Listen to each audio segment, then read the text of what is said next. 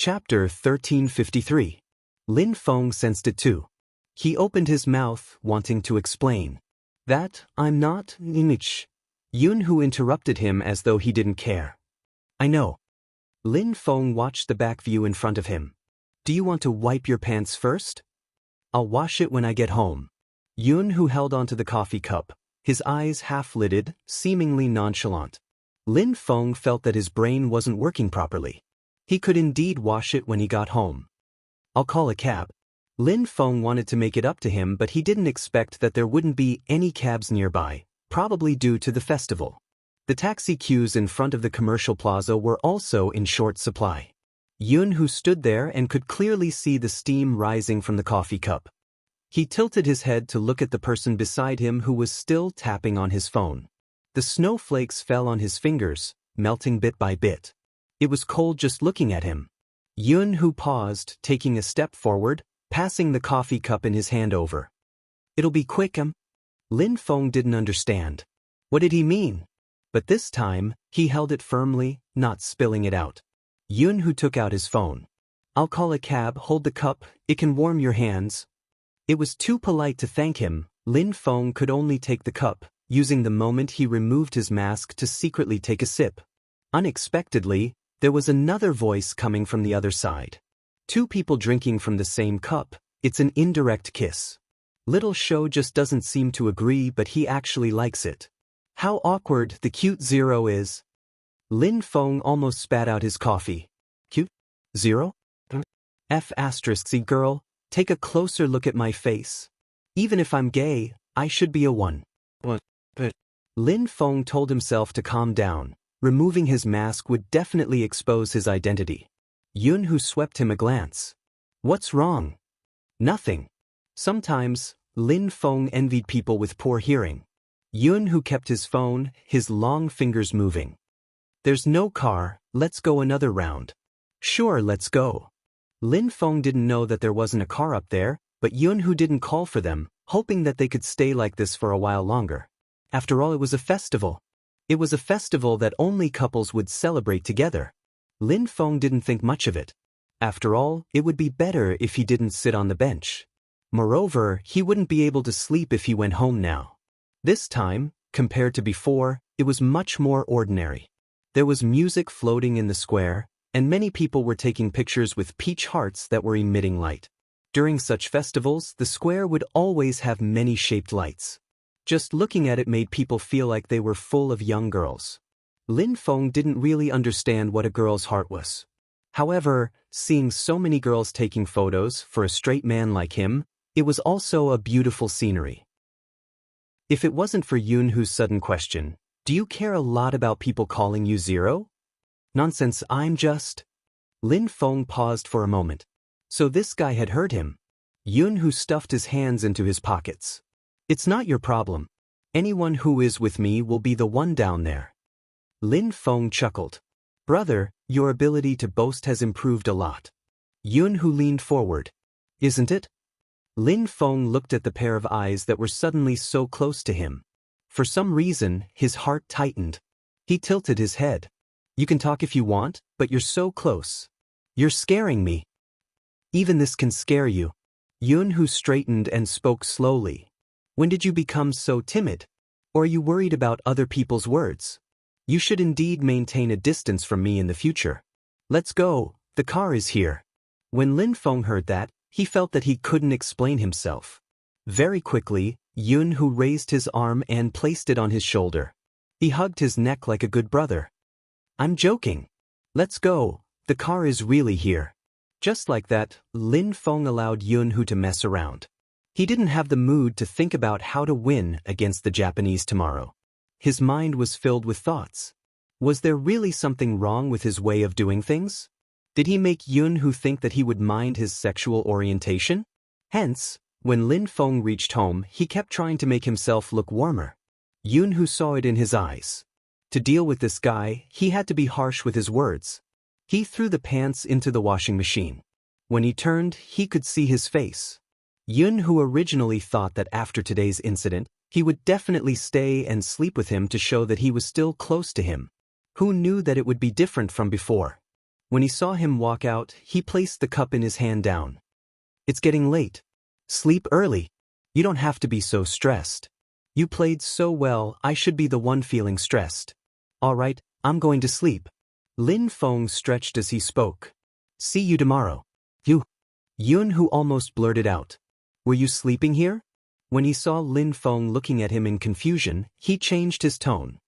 Remember to pick up everything. Don't forget the wrist guard. I know. Lin Feng waved his hand as he walked out. When the door closed, Yun, who could still hear his mother's voice. Yun, who could vaguely hear his mother's voice. Isn't little Feng sleeping here today? No, it's not convenient. Tomorrow, the voice at the back couldn't be heard clearly. It was probably because he had reached the entrance. Yun, who looked at his reflection in the floor-to-ceiling window. He wore the same down jacket. Even passers-by noticed it. In his eyes, it was just an imagination. This guy's nerves were getting thicker and thicker. But there were still changes. They were very subtle. So subtle that he didn't want to think about it. It wasn't convenient for him to stay the night. What exactly was he thinking? Yun, who leaned his head against the window. Outside, the lights were bright and dazzling. It seemed that with that person around, the pressure would be greatly reduced. The Japanese were indeed too strong. They were so strong that he was worried that that person would return to his state after the competition.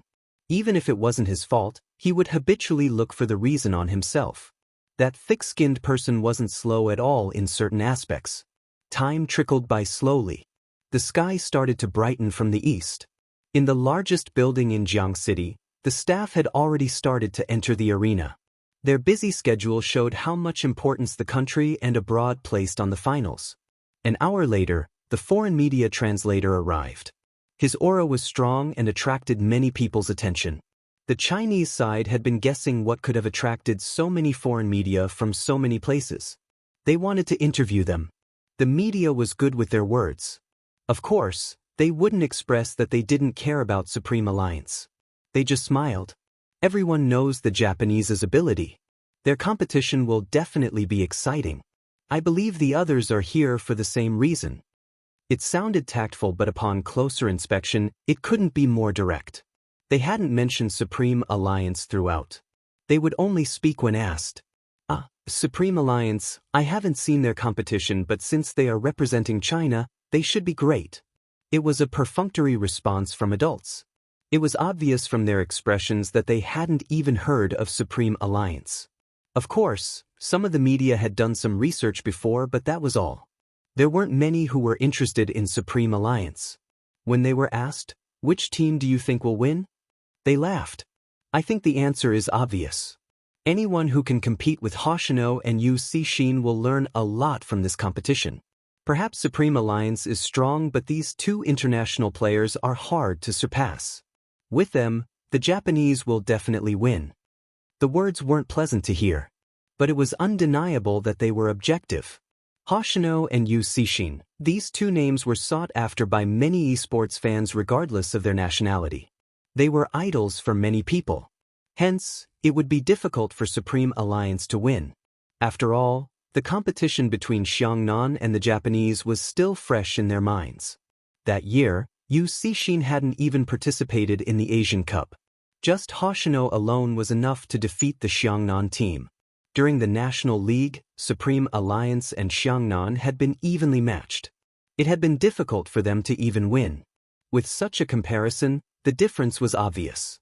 Moreover, Supreme Alliance was lacking chinemo. The netizens were also complaining. It seemed like some people were indeed like that. Whenever there was a domestic competition with an overseas team, they would always feel that the overseas team was better. There were also some who didn't know anything and started scolding. For example, "Don't come to our competition if you are so capable." Some even said, if Supreme Alliance doesn't win, it will be a disgrace to the Chinese.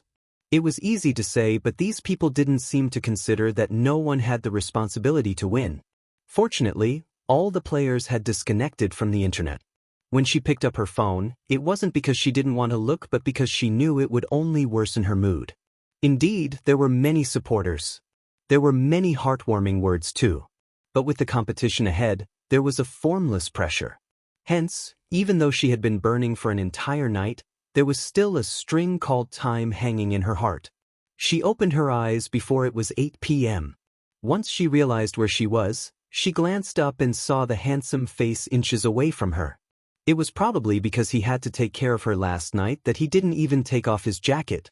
His black trench coat was half open, and the fur around the collar was stuck to the pillow. Her face was right on his chest, and she could see the sunlight shining on the bridge of his nose.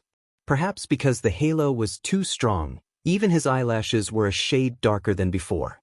Like a crow's wings, they cast a soft shadow on his elegant and handsome face, making him look especially clean.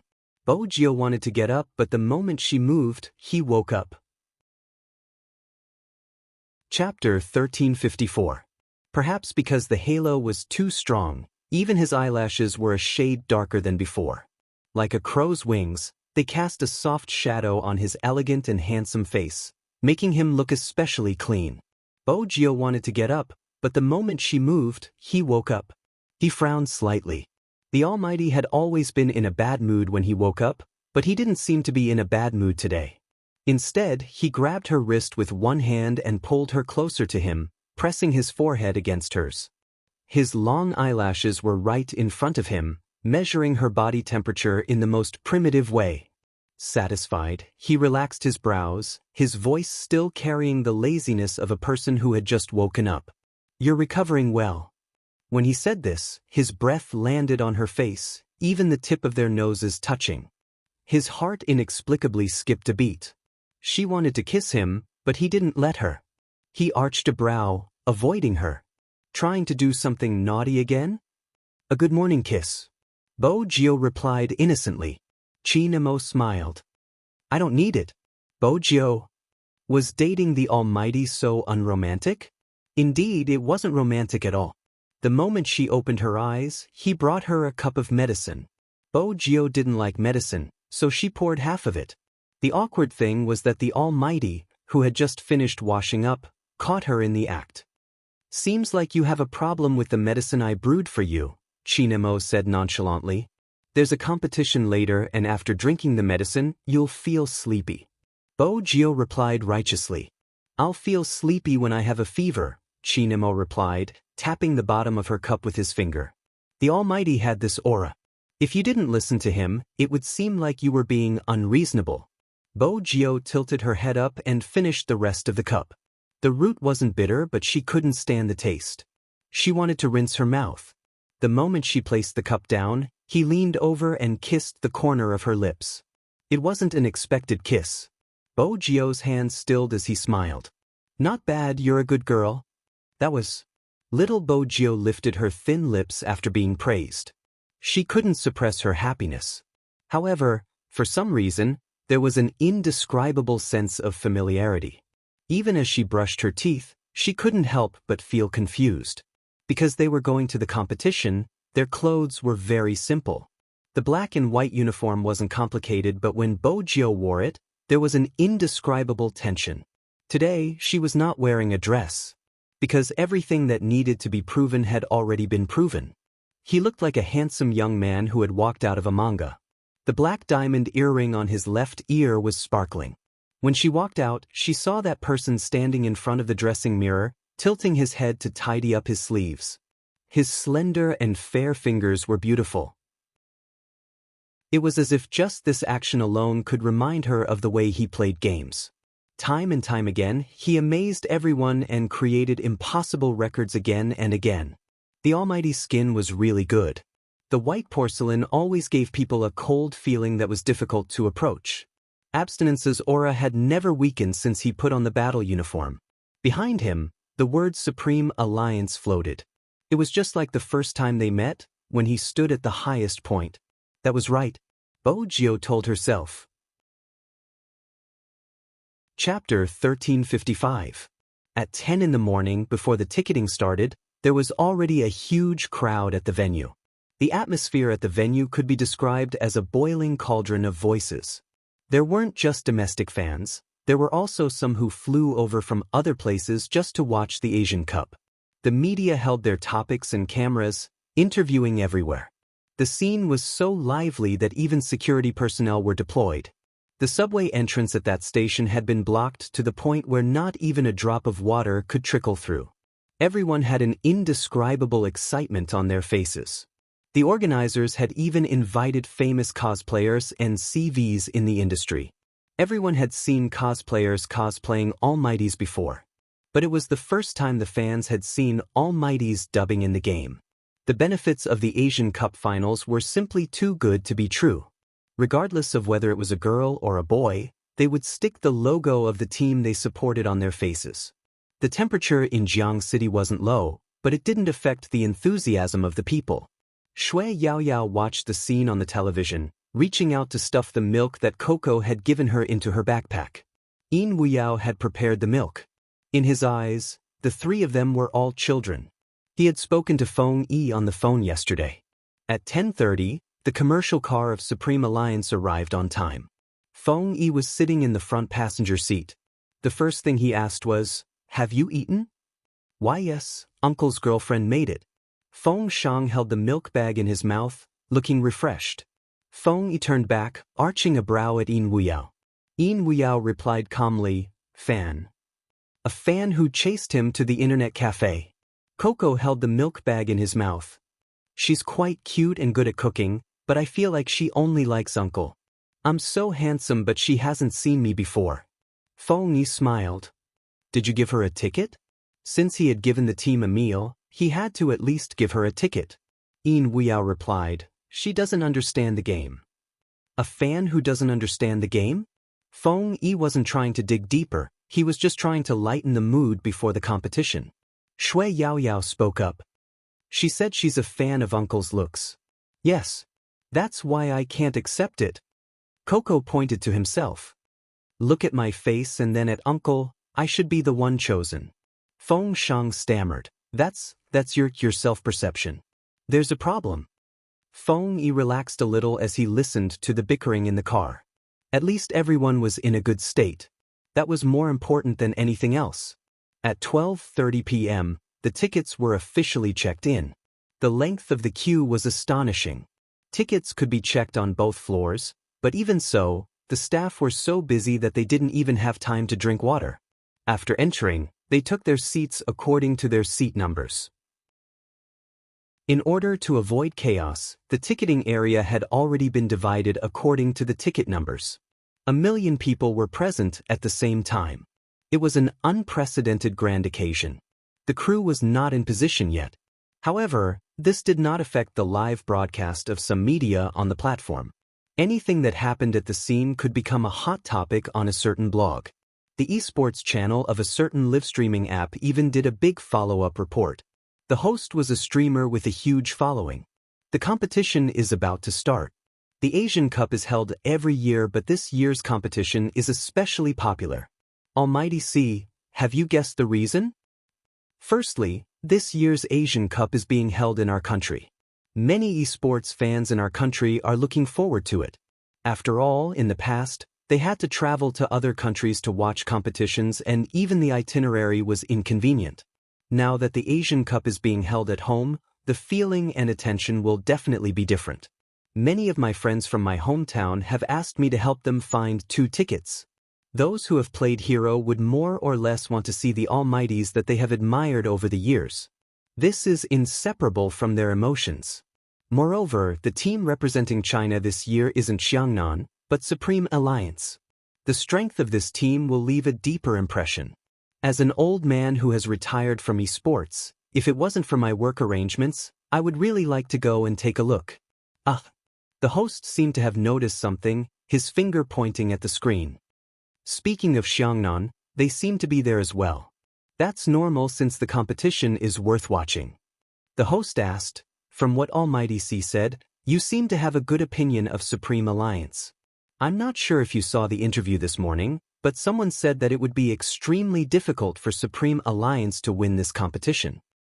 Indeed, it will be difficult. Hence, Supreme Alliance will need to go all out. If not, they might be suppressed by the Japanese. Oh? Why do you say that? Is it because Chinamo isn't around? The host was interested to hear the analysis from the audience. You'll understand when you watch the competition. Facing the Japanese is a very stressful task. The strength of the Japanese lies in the fact that every one of their players is outstanding. Even their trainees are comparable to some of our professional players. I'm not saying this to belittle our country or anything. Everyone knows the current situation. In terms of esports, they seem to have a natural advantage. With Yu Cixin and Hoshino blocking their path, no team can think calmly against them. Any strategy will be useless against the Japanese. Everyone who plays games knows how strong Hoshino's prediction skills are. Even though he isn't the captain of the Japanese, he is hailed as the god of prediction. Yu Cixin doesn't need to be mentioned. He is able to accurately predict a person's movements and habits after watching them play once. Only in an esports competition will you be able to see how terrifying he is. The host was taken aback. Almighty C, are you saying that even if Qin Mo is here, the chances of Supreme Alliance losing are high? No, that's not what I meant. It depends on how Supreme Alliance adjusts their mental state. They are facing the gods in the eyes of many professional esports players. More or less, some people entered the industry because of their competition videos. Both Hoshino and Yu Cixin would have a mental breakdown if they met the two of them. Next, let's talk about Qin Mo. It's still uncertain if he's participating since we didn't see him in the previous match. From the news online, he should have lost his memory. Even if he's here, he won't be as good as he used to be. That's the most worrying thing. Almighty C's analysis seems to be the case. The host paused before shouting in delight, "They are here! Supreme Alliance's car is here." Everyone turned towards the screen when they heard her voice. An expensive commercial car drove in. Everyone knew Supreme Alliance wasn't lacking in money, hence, the players were equipped with the best equipment in the industry, including the team car. When they saw the car driving in, the media surrounded it. Feng Yi was the first to come down. He was still dressed in a suit, a smile on his face. He raised his hands and stopped the media. One by one, the members of the team jumped out of the car and were escorted into the elevator by the security personnel. Even though they were separated by a screen, it was as if they could feel the tense and fiery atmosphere. The host shook his head in pity.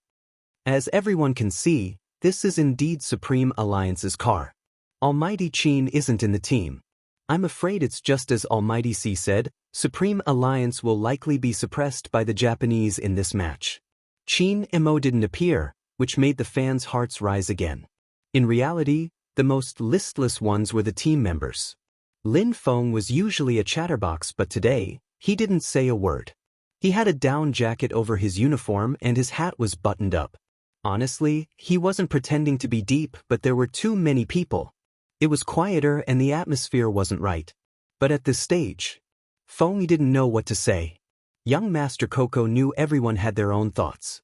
Hence, even though he was depressed, he didn't show it. However, it was still different from before. From the entrance to the lounge, no one spoke a word during the long journey. Feng Yi knew that if he tried to stir up the atmosphere, they would definitely cooperate. But their hearts were heavy. This was similar to the year when they lost the competition and lost the chance to advance. No one wanted to speak.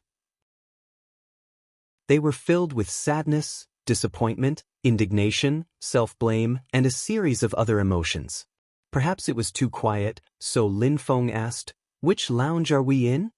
"The one in front," Feng Yi replied. "Oh," Lin Feng replied. He was the first to reach it, removing his jacket as he pushed the door open. However, when Lin Feng pushed open the door, he was stunned. Even his movements froze. He wasn't hallucinating, right? Captain. Lin Feng started to suspect that he was hallucinating. But Changsheng stood there with his sleeves rolled up. He was wearing a battle uniform, but he gave off an aura of abstinence. The only one who could wear a large uniform was the captain. "Why are you standing at the entrance?" As Coco spoke, he tried to push him away. Unexpectedly, after he pushed him away, he successfully became dumbfounded. But Coco wasn't the type to let his imagination run wild. He shouted for Captain while pouncing towards Qin Mo. Bojio reached out to push him away, a smile on her face. "Coco, even if you are a guy, please maintain a suitable distance from my boyfriend. Don't pounce on him so easily. Of course, she was the only one who could pounce on the Almighty. After Coco was pushed away, he wasn't upset. Instead, he smiled happily, showing his 2 canine teeth. I knew Little Spade was the best. You are handsome and reliable. Bringing Captain back is a small matter. How could it be difficult for you? It's good that you understand. You don't have to say it out loud even though I like it. This was the reply of someone who had never known humility. Shui Yao Yao and Yin Wu Yao, who were still standing at the entrance, couldn't help but laugh. Rao Rong's eyes lit up. He turned towards Chinamo. Even if he had lost his memory, he should be the one to end the match. Lin Feng paused for a moment before bursting into laughter. His first reaction was to hug Little Spade's neck and caress her head. Of course, this idea, he was just thinking about it. Because just as he raised his hand, preparing to place it on Little Spade's shoulder, the captain's emotionless gaze landed on his face, giving off a strong sense of oppression. Lin Feng's scalp went numb. He immediately retracted his hand. Just pretend that nothing had happened. It's good that you're here. Feng Yi walked in. At this moment, the smile on his face was real. He had already prepared himself for Little Spade's absence. Unexpectedly, Little Spade wasn't the only one who came. Even young Master Qin was back. At this moment, the rock in Feng Yi's heart finally fell. After all these years, all he owed was a match like this. Because there were other people in the team, he had to consider them every time. They were supposed to be famous in international competitions, but because of the team itself, they couldn't compete at a bigger venue. If they were really implicated, in reality, it was Supreme Alliance that implicated Chinamo. They weren't like Xiangnan, they didn't have a lot of reserve strength to use. In fact, they didn't even have the right conditions. If he had gone to Xiangnan, his godlike operation would have been known to the world. Supreme Alliance was too new and they couldn't find good players. As a result, there weren't many people who could match up with Chinamo.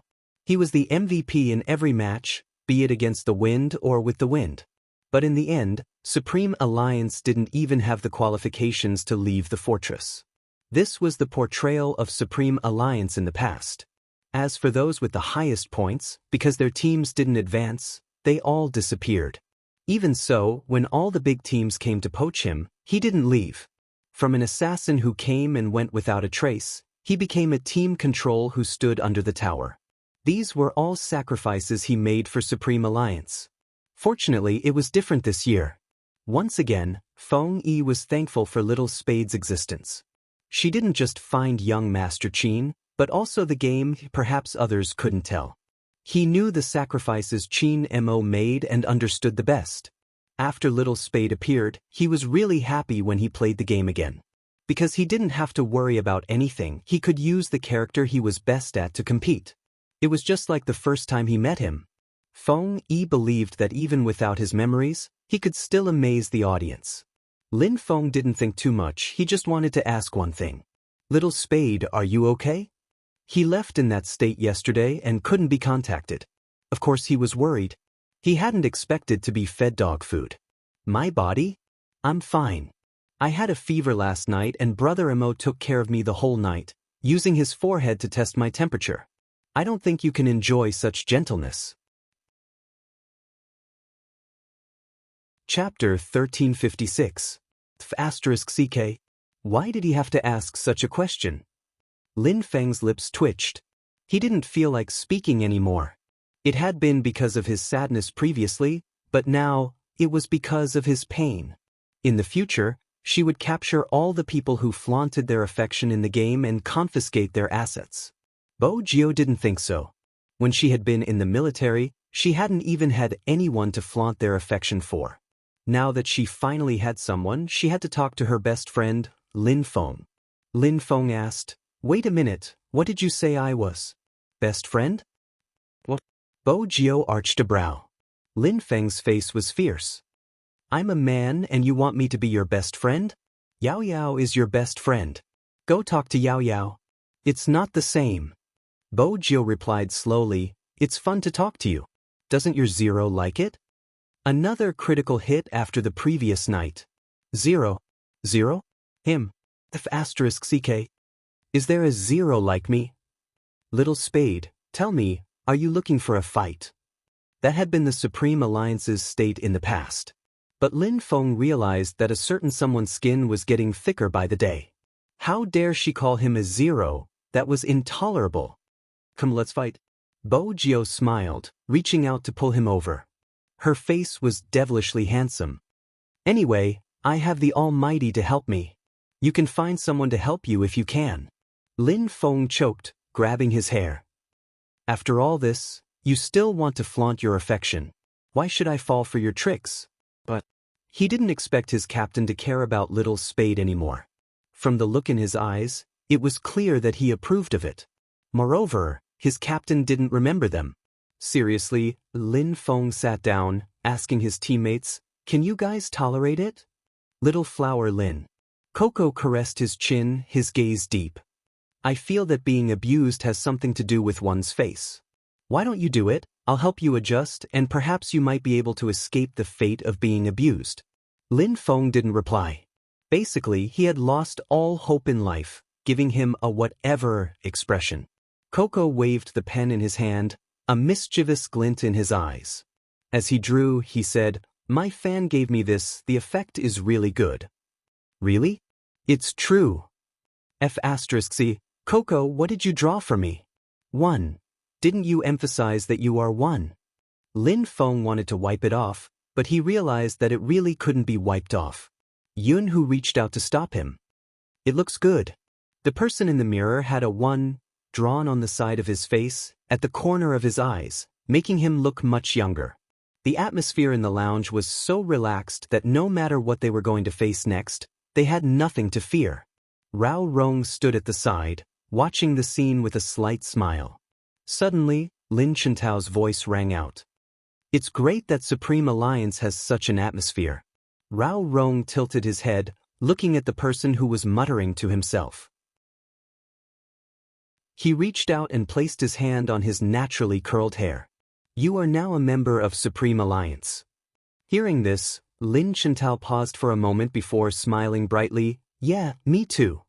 The members of the pro teams knew that other than Xiangnan, the atmosphere before the match wouldn't be like this.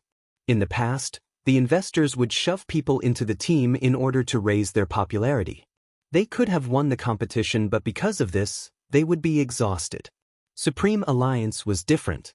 It felt as though their dreams weren't just dreams anymore. He wanted to prove himself in the profession he loved. At the very least, he wanted his parents to know. He wasn't any worse than those who worked. His profession could also be respected by others. Perhaps he could understand why Almighty Een had joined this team after his retirement. Because here he had found the drive he had when he had first entered the industry. He wanted to wear the national flag with his teammates and stand on the champion's seat. That day had finally come. There wasn't a single person present who didn't think so. In the past year, they had been chased after, liked, spread rumors, tarnished beyond recognition, becoming a memory etched in many people's minds. Their abilities would be revealed in today's competition. Perhaps because the atmosphere was too harmonious, Qin Emo didn't seem to have any intentions of mentioning it. Hence, apart from Bo Jio, no one in the team knew that Qin Emo had recovered his memory, much less the shoutcasters. 1:45 p.m. There were 15 minutes left before the competition officially started. At the scene, every staff member in charge of broadcasting was checking the equipment in their hands in order to avoid any problems during the live broadcast. The 3 hosts, 2 men and 1 woman, stood on the stage, facing the script. Time trickled by. Therefore, the esports fans who came to watch the competition were already seated. The audience outside had been cleared. 10 minutes ago, the ticketing could no longer be checked. The atmosphere was unimaginable. 1:55 p.m. The various online gaming channels were flooded with red. After the stage control and director checked their watches, they gestured to the backstage. Voices rang out from the resting rooms of both teams. Although the language was different, the meaning was similar. He reminded all the teams that there were less than 5 minutes left before the start of the match, and asked all the teams to get into position. When the voice rang out, Lin Feng was still pointing at the number 1 on his face, asking Yunhu if he should attack. After hearing this broadcast, everyone's expression changed in an instant. It was replaced with unprecedented seriousness. That's right, seriousness. Even Feng Shang seemed to have grown up, his features clear and distinct. Yin Weiyao paused in the act of lighting his cigarette. Rao Rong put on the wrist guard on his right hand. Bo Jio stuffed a hand into her pocket, the corners of her lips curved upwards, clearly showing off. Just like her most commonly used hero, the devilish handsomeness that swept away everything. Qin Imo reached out to close the cabinet, turning around.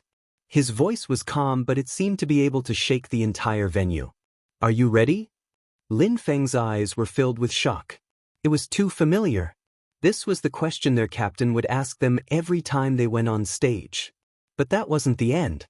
He held onto his uniform with one hand, the other reaching out, his palm clenched into a fist. His gaze was deep, as though it could reflect everything that had happened over the years. The first time he had represented Supreme Alliance in battle. He had come this far from being a newbie. The year he had lost, he had leaned against the wall, not saying a word.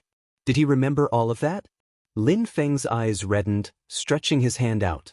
It was impossible for the others not to understand something that even he understood. Everyone clenched their fists together. Supreme Alliance. Chapter 1357. Swoosh. The screen opened. The director signaled for the last time. The three presenters glanced towards the camera. 1:58 p.m. The final countdown to the online video. Words streaked across the screen, words written by countless fans for Supreme Alliance. Some said that this group of people had all the craziness of their youth. The black coffee they had shared with their brothers. The instant noodles they had eaten together. The unforgettable first love. Even more so, the best appearance of our youth.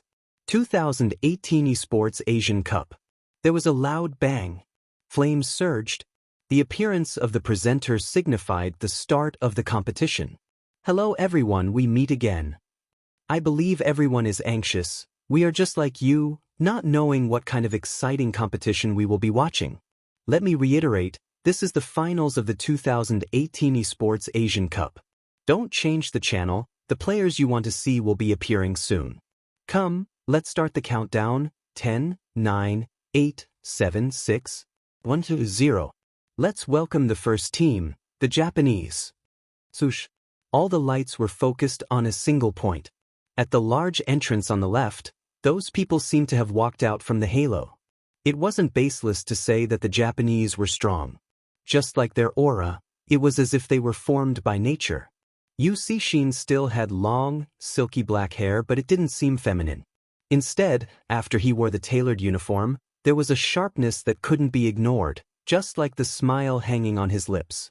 His dark aura was thick, it wasn't something to be trifled with. Hoshino stood beside him. It was obvious he was different today, his black hair tied up with a hairband, his brows like the first snow of winter, revealing his original aura. The doll-faced man stood behind, the entire lineup drawn out. Even though it wasn't their home game. The cheers for Hoshino and Yu Cixin didn't diminish. Some even stood up in agitation. It was purely out of love. On the screens, the information of every member of the Japanese team was displayed. It was enough to make the blood boil. It was because of this that people wanted to see Supreme Alliance come out. The fans clutched the support sticks in their hands so tightly they couldn't even imagine it. In that group of people, there was an auntie who didn't seem to understand what esports was. She was dressed very beautifully today, just like when she had appeared in court for her daughter. However, at that time, the light in her eyes was almost extinguished. The injustices. Who could really empathize with her? When she was in so much pain that she even wanted to end her own life, some people were still asking her to talk about her morals. She got through the darkness that she thought she would never get out of. Rather than saying that he had gained power. Or rather, when she saw the child, she felt that there was still light. Now she was sitting here, watching that group of people compete. His heart was warm and so were his eyes. There were some things that she did not understand.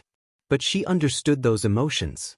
The young lady beside her held onto her hand and pointed. Auntie, Big Spade will be coming out from that place in a while. I wonder what she will be wearing today and if she will be wearing a dress. She wore a dress yesterday, commanding the entire battle. Her godly predictions emptied my blood. If she wears a dress today, the guys sitting next to us will definitely go crazy. Me too, I brought a Polaroid so I could take a photo of her for my friends. Regardless of what she wears, I like it. As the young lady spoke, she would laugh with her friends. Previously, they had been worried that she wouldn't understand, which was why they had sat on either side of her. Even when they had entered the stadium, they had helped her, even pointing at their own fan attire. We are all Spade fans, we are a family. Who was the one that said that the more darkness one experienced, the more warmth one would understand? They had never met before, but because of their mutual love for the same person, they would protect her wherever they went. Auntie, sit here. The young ladies would even tidy up the rubbish and place it in a bag. Those small actions were enough to see through a person's heart. It seemed like all the ladies that liked that child were like that. With that thought, she smiled. That should be the case, after all, they were that child's fans. All right, almighties from the Japanese, we are done with the introductions. Now, let's welcome our second team, Supreme Alliance. The moment the two words, Supreme Alliance, came out, countless people felt as if their hearts were being squeezed, and all their gazes were looking in the same direction.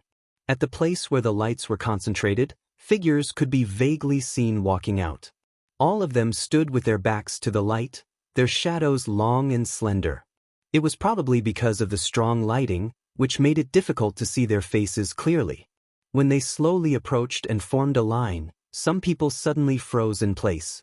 Their eyes widened, tearing up. Some of them even reached out to cover their mouths in agitation. It was all because of the tall and straight figure at the front. The wind blew against his uniform, causing it to flap loudly.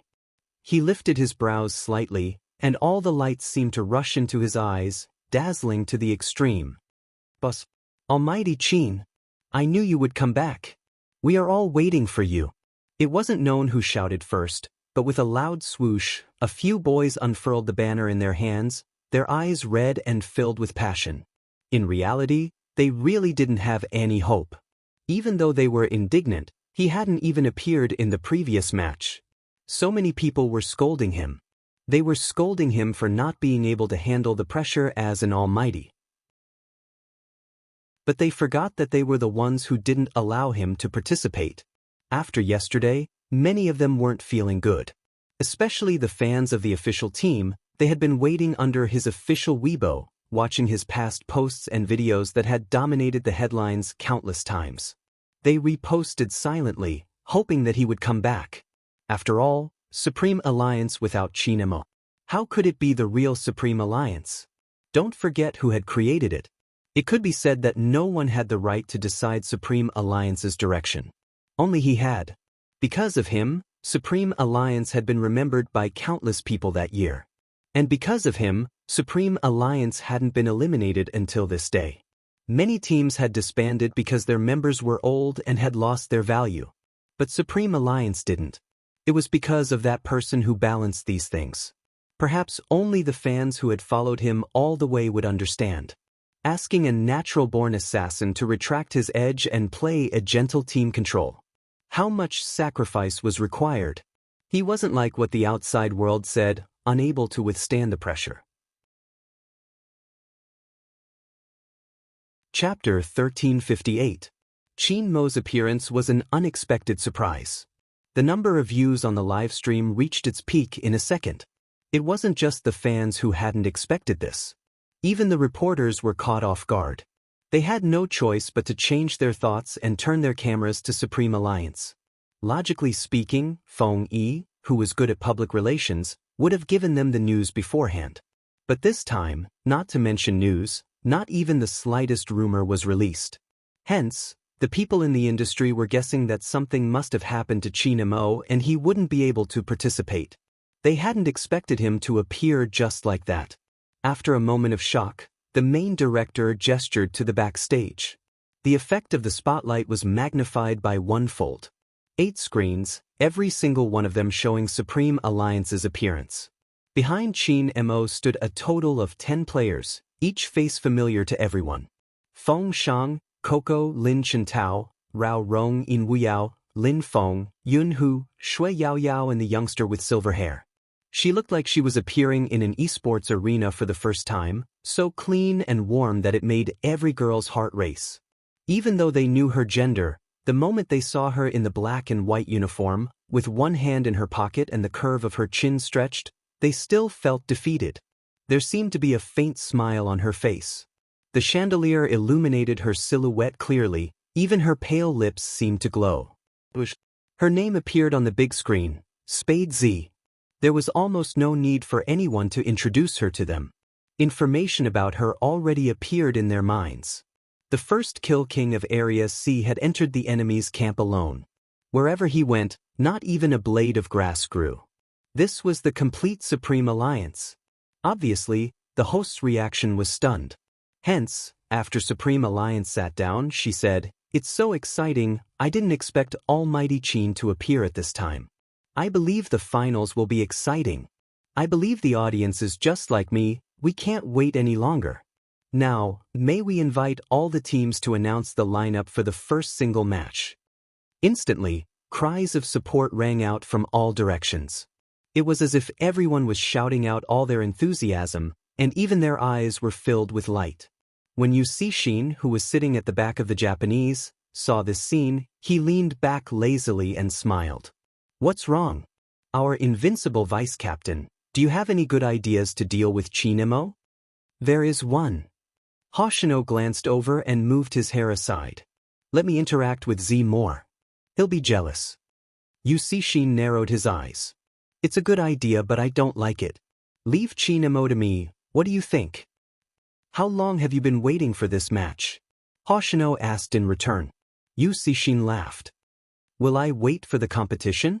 Haven't you been watching Qin Mo's video from back then?" Hoshino asked slowly. "Those who don't know might think you have feelings for him." Yu Cixin stilled, straightening his back, his eyes dimming. "Do you think my prediction is more accurate or his?" "I see." Hoshino put on his wristband. "We will be fighting as a team, you and I will be fighting as a team." Yu Cixin's smile deepened. "That's what I meant." The other members of the Japanese felt a chill at the back of their neck, wondering why their captain and vice-captain were so serious today. They were actually going to fight as a team. One had to know that the vice-captain was best at solo fights. There was a legend in the esports industry that if they met the Japanese, they could just give up on the single combat. Because with Hoshino's ability, no one would be able to surpass him. What was the point of changing to a team battle? The doll-faced youth was young and curious. Watanabe caressed his chin. Supreme Alliance will probably send their important members into the team battle, which means, before he could finish his analysis, the Japanese team's individual player appeared on the screen. 2 words, Watanabe. Watanabe's face appeared in front of everyone. He arched a brow. The host added, "All right, the Japanese have pressed the confirmation button. Let's take a look at Supreme Alliance's player." North of the Een Mountain. The two of them stood up at the same time. Watanabe's lips lifted. "Since that's the case, let me test the waters." With that, he walked up the stage, sat in front of the computer, and wore the black earpiece hanging at the side, not forgetting to glance at his fans. The shoutcasters asked, "It's rare to see such an appearance." "Indeed." The other shoutcaster added, "Honestly, I have watched many of the Japanese's competitions over the years. Under normal circumstances, Hoshino would definitely be the first to participate in such a large-scale competition. It was the same for the match against Xiangnan last year. Why is it different this year? They probably have some ulterior motives." "Probably." The shoutcasters couldn't make sense of it either. On the other hand, there were people online who were asking why the Japanese had chosen such an appearance. Look at today's competition logically. Everyone knows that Qin Mo's memory loss is set in stone and his skills have deteriorated due to the memory loss. The Japanese have always respected their opponents, but if the opponent is too weak, honestly speaking, Almighty Hoshino wouldn't have come out. There are 2 considerations. One is to test the waters of Supreme Alliance and the other is to groom new singles players. As someone who used to play esports and have participated in competitions, this is my opinion. If you don't like it, don't scold me. This statement was supported by some people. For a moment, it really did sound like that was the case. The passers-by shook their heads. Is that Supreme Alliance? If they had known, they would have sent Xiangnan. Last year, Almighty Hoshino was the first to participate. I don't think it's wise to make guesses, let's just watch the competition quietly. What else? I don't understand why they are still participating after losing their memory. Are they that stubborn? Look at the Japanese's attitude, they are a disgrace to the Chinese. Don't mock those who are fighting at the front lines. I don't understand their arguments, they are the ones fighting for the country, not you. Chapter 1359. Fortunately, this was a competition. The advantage of a professional competition was that once they entered the arena, they wouldn't be able to hear anything. Yin Weiyao also put on his earphones. Today, he rarely smoked before the start of the competition. Everyone's gazes changed slightly from the moment he sat in the room. His face was more undisciplined than anyone else's. But when he held onto the mouse, the tilt of his face caused everyone to be attracted to his fingers. Strangely, at his age, his hands should be rough. But Yin Weiyao wasn't. His hands were long and slender. It was all about his passion for esports. He had fantasized about returning one day, which was why he protected his hands subconsciously, because he still needed them to touch the mouse and keyboard. The game's sound effects started to play. It was accompanied by the host's agitated commentary. The competition officially started. But regardless of whether it was the fans or the members of Supreme Alliance, Yin Wuyao's rising and falling hands were all in their line of sight. Watanabe isn't easy to deal with.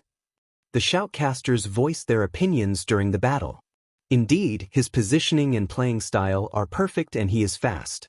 With such an intense attack, he won't be able to block it if he doesn't show his true abilities. At this point, the commentator paused for a moment. Although this is only the early stages, we all know that the higher the level of a 1v1, the shorter the time it takes. A single thought can determine the winner and loser. If this situation continues, north of Yin Mountain will be in danger. As though to prove the shoutcaster's words, Watanabe used a second skill, striking Yin Weiyao. Deceleration, dizziness, and a slash during the assault. The speed was so fast that everyone who was watching this scene was stunned. It's really hard to imagine that there's such a fast speed. The shoutcaster's voice deepened. This is probably the strength of a world-class team. Every single one of them isn't an ordinary person. There aren't many people in the country who can stop him. Someone asked if it was that exaggerated. Could it be that Supreme Alliance wasn't doing well, causing the standard of their teammates to drop? In reality, they didn't know how strong they were. The only one who knew was the Xiangnan team sitting in the corner of the audience seats. Luo. Do you still remember Watanabe? How could there not be? In the double match, the two of us tried to stop him. We did manage to stop him, but we lost 2 lives. It was a 2-for-1. Although you and I won that double match, in reality, we lost in terms of technique. Yeah, there were minions there and they helped us push away the opponent's crystal. Now Yin Weiyao is fighting this guy alone. No matter how I think about it, it's a little strenuous. It was indeed so. You would only be able to understand the strength of the Japanese when you really face them. Wasn't it just a second skill? Why did Yin Weiyao look so weak? In fact, this second skill added a lot of positioning and prediction into it. The smoother the movements, the easier it was for people to overlook the details. In a high-level professional match, nothing was as simple as everyone thought it would be. If this continues, Uncle won't be able to get up in the later stages. Although Goddess Luo was a girl, she was best at analyzing the situation. Watanabe's strategy is obviously to test the waters for the Japanese. Uncle has to think of a way to make the other party reveal his true strength. Only then can we say that we have a chance of winning this duel. After all, you and I both know that when he fought with Watanabe, his abilities weren't just this. Before Goddess Luo could finish her sentence, Xiao Jing's voice rang out. He crossed his arms, his dark eyes focused on the screen. It's coming. What's coming? Before anyone could react, Yichen had already taken action. Watanabe suddenly launched his second wave of attacks. The defense tower was still there. It was completely unexpected. It was another second skill. Just as everyone thought Yin Weiyao was oblivious and was doomed. His right hand moved swiftly, leaving the opponent's area of control. The tower's damage landed on Watanabe's body. But that wasn't the end. Watanabe moved his mouse, wanting to use his positioning to take the first HP. Unexpectedly, in the blink of an eye, that person moved his mouse handsomely, his fingers moving up and down on the keyboard as he spun around and stabbed Watanabe. Beautiful! The shoutcaster couldn't help but exclaim. Watanabe's intelligence moved. He wanted to redirect the damage onto his opponent. Yin Weiyao wasn't a pushover either. He moved like a snake to avoid the damage. The audience's jaws dropped. But Watanabe didn't let go of this chance. And he really managed to hit his opponent. In a flash, he dashed forward again. Yin Weiyao backhanded him. The two of them hit each other at the same time. The music started. Everyone saw these two words appear on the screen. North of Yin Weiyao fell backwards in a pool of blood. Even though many fans couldn't accept what they were seeing. But it was indeed the drop of blood that Yin Weiyao had given away. According to international practice, in a 1v1 PK, whoever could get the first drop of blood would be the victor. The fans didn't expect it to end so quickly. The defense tower hadn't even fallen. Why was it gone? This was the middle stage. The match hadn't even started for 20 minutes. How did it end just like that? Just as the audience sat in front of their computers, feeling that Supreme Alliance wasn't worth watching anymore and was about to give up on the competition. All of a sudden, another sound effect played. It was Watanabe. He was lying in a pool of blood too, but he was a step slower than Yin Weiyao. Watanabe hadn't expected this. Even his hand, which was holding the mouse, paused. It was in his calculations. After killing someone, he could ensure that he wouldn't die when he left the tower. Even if the other party retaliated, it would be within his control. Watanabe narrowed his eyes, glancing up at the slow-motion replay. That was when he realized that the other party wasn't just retaliating, he was also moving skillfully. He had obviously sensed his second attack and was planning to retaliate. If it wasn't for the fact that his opponent had slowed down during the turn just now, he might have been the first to be killed. Watanabe's lips twitched as though he was saying, "Interesting." It was indeed interesting. He hadn't seen such an opponent in a long time. Even in such a situation, he was still able to bring him along. Everyone's eyes widened, and even the shoutcasters felt that it was a pity at that moment. But a competition was a competition and rules were rules. Yin Weiyao was the first to fall and the first HP belonged to Watanabe. Hence, even though both parties had eliminated each other. Chapter 1360. Yin Weiyao removed his earpiece and walked down. He seemed to be in a low mood. Bo Jio tiptoed, standing up with her long legs. "I'll find some time to play again online." The meaning behind his words was clear. If the 1v1 match took longer, or if the format of the match was different, the final outcome would be a variable. Yin Weiyao chuckled. "Don't comfort me, I know my hand speed was a little slow." "It is indeed related to age." Bo Jio smiled. "You're bullying the newbie with your slow hand speed." Yin Weiyao paused, his smile deepening. "All right, little captain, you've comforted me. There were some things that were better said out loud. The next match will be the doubles." Yin Weiyao glanced up at the screen. "Why do you think Hoshino isn't participating in the solo match?" Lin Feng leaned over. "Yes, I'm curious about that as well. The Japanese aren't an arrogant team. I'm afraid that if I lose now, I won't be able to force out their true abilities." Yin Weyao's worry wasn't unreasonable. Bo Jio smiled faintly. "That won't happen." "What won't happen?" Lin Feng didn't understand. Bo Jio glanced at the calm Japanese and smiled. "It won't be impossible to force them to use their full strength. Do you think they won't give it their all with the Almighty and me here? We're the strongest couple." Lin Feng asked, "Are you going to show off this? Little black suit, you're really crazy now." Bo Jio wasn't ashamed. Instead, she was proud. With a boyfriend like the Almighty, you will want to show off too. Lin Feng. For some reason, he couldn't refute her. Alright, I'll be serious. Bo Jio broke into a smile. About why Hoshino doesn't want to fight solo. Lin Feng asked, why? Bo Jio smiled. Because of me, he wants to fight me during the team match. Lin Feng was helpless. I'm asking you seriously. I'm answering you seriously too. Bo Jio stuffed a hand into her pocket, her smile still intact. Lin Feng's mouth twitched. Who do you think will believe you? Experts are always lonely as long as you know it. Bo Jio turned to grab a bottle of mineral water. I can only blame myself for being too low profile. Lin Feng tilted his head and looked at Coco, who was waiting for an answer. I really want to beat her up. Team Flower, calm down, don't be rash. Even if Little Spade is more manly and handsome than you, she is still a girl. Also, the captain has been looking at you since just now. Really, you won't have an easy time fighting. Coco's last sentence made Lin Feng's back stiffen. He slowly turned his stiff neck around. The person standing behind him was none other than their captain. Lin Feng took a deep breath and didn't wait for him to speak.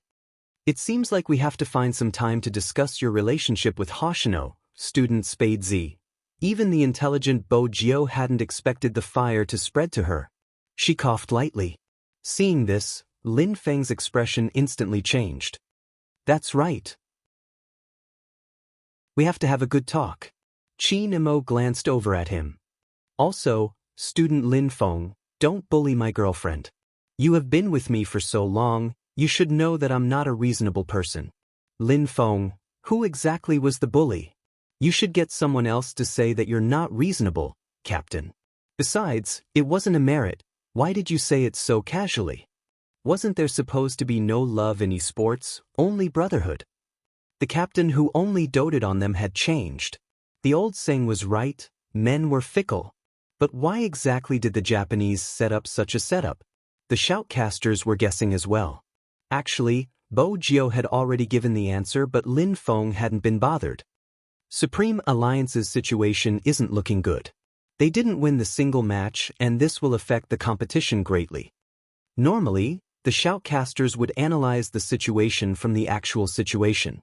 Perhaps that is indeed the case. What situation? When facing someone much stronger than you, humans tend to avoid it and it's hard to turn the tables. Speaking of which, Supreme Alliance hasn't decided on the duo this time. Because they aren't sure who is the safest choice. Actually, there is a pair that will definitely win if they fight now. Who? Qin Imo and Spade Z. But they can't be sent out now. I understand what you're saying. Since they lost the single match, they have to win the double match. That's how much pressure they will be under. That's right, this is an important match for the Japanese. Hence, they will give it their all. Even if Hoshino and Yu Shin aren't participating, don't forget the other strong members in the Japanese team. Their win rate for the double match has always been above 90%. If they lose, Supreme Alliance won't have another chance. Hence, it will be a problem for Supreme Alliance to choose their members. After all, Qin Imo hasn't regained his memory and Feng Yi has been the one to send out. In such a situation, there are only two choices. Either Lin Feng and Yun Hu or Rao Rong and Lin Chintao. In the entire Supreme Alliance, only the four of them are suitable for the double match. Supreme Alliance is starting to choose. As expected, Lin Chintao and Rao Rong, double match.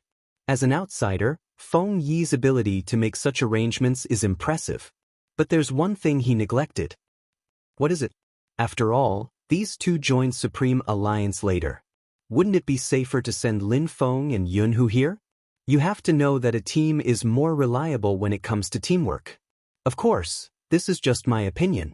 But judging from the atmosphere in Supreme Alliance, it might be different.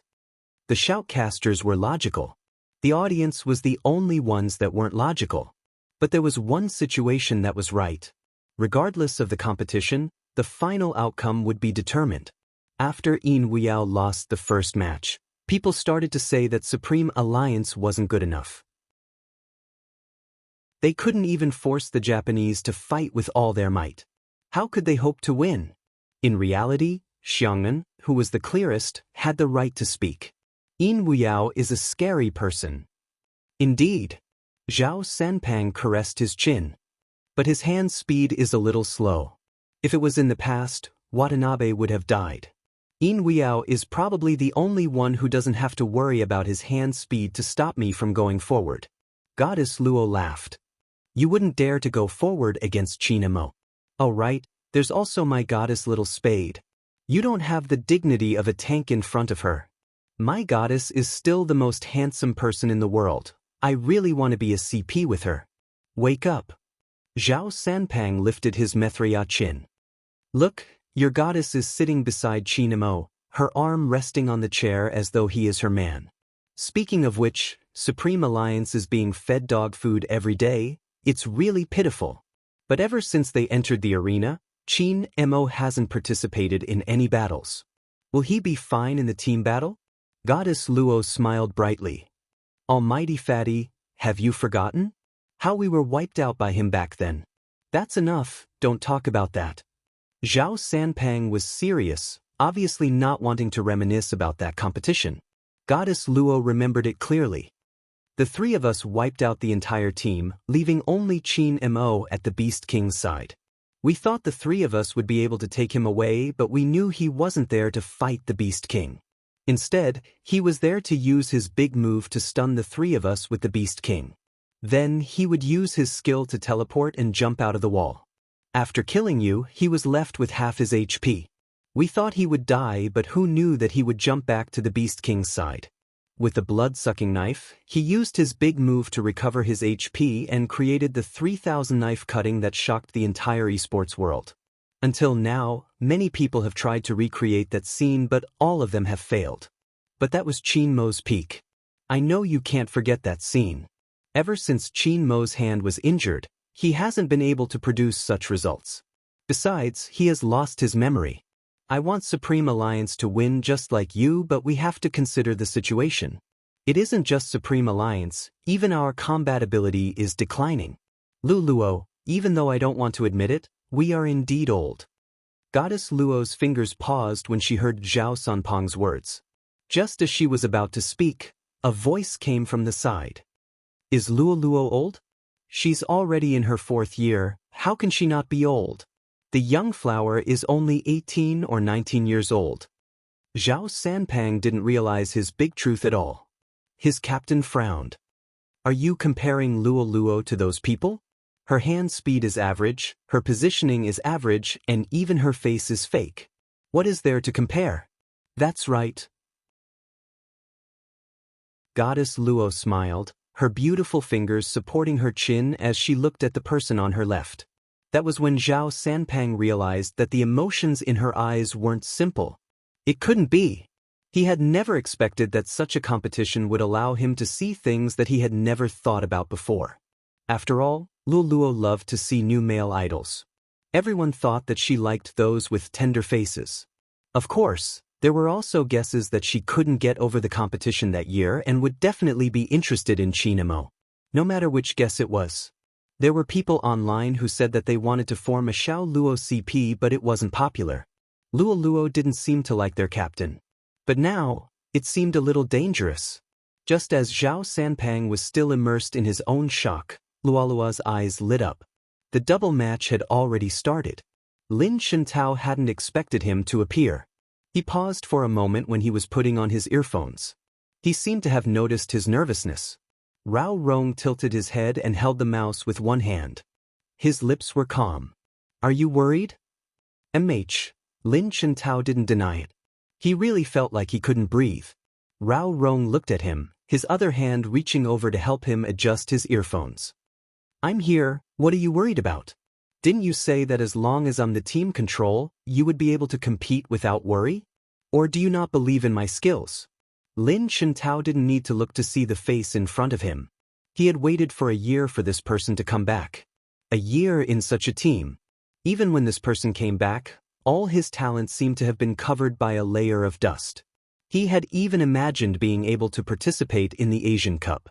Even if he wasn't satisfied, he was already considering retirement. If he hadn't found him and said, "Follow me, let's compete again." He might have packed his things and returned to his hometown. His hometown was a small county town that no one knew the name of. It was impossible for the people there to accept his profession. He didn't have a platform. No matter how many fans he had, he wouldn't be able to do a large-scale live stream after he retired. It seemed to be the same in every industry. It was rare for someone to be able to come out. Other than competitions, it was more about survival. But for some reason he didn't want to appear in front of his fans with that image. He wanted to start a live stream and earn some tips. If he was still in the team, it wasn't a big deal. But after he retired, he felt that something was wrong. Actually, no matter how much he thought about it, he couldn't hide his truest thoughts. Everyone had a dream of being a hero. Regardless of gender. They wanted to stand at the most dazzling place and bring glory to the country. If that person was still by his side then, he would probably have no regrets in this life. Some people would say it out loud when they liked someone. He wouldn't because he had chosen to follow that person when he was around. You've calmed down? Rao Rong arched a brow. Lin Chuntao nodded. Rao Rong chuckled, taking out his phone.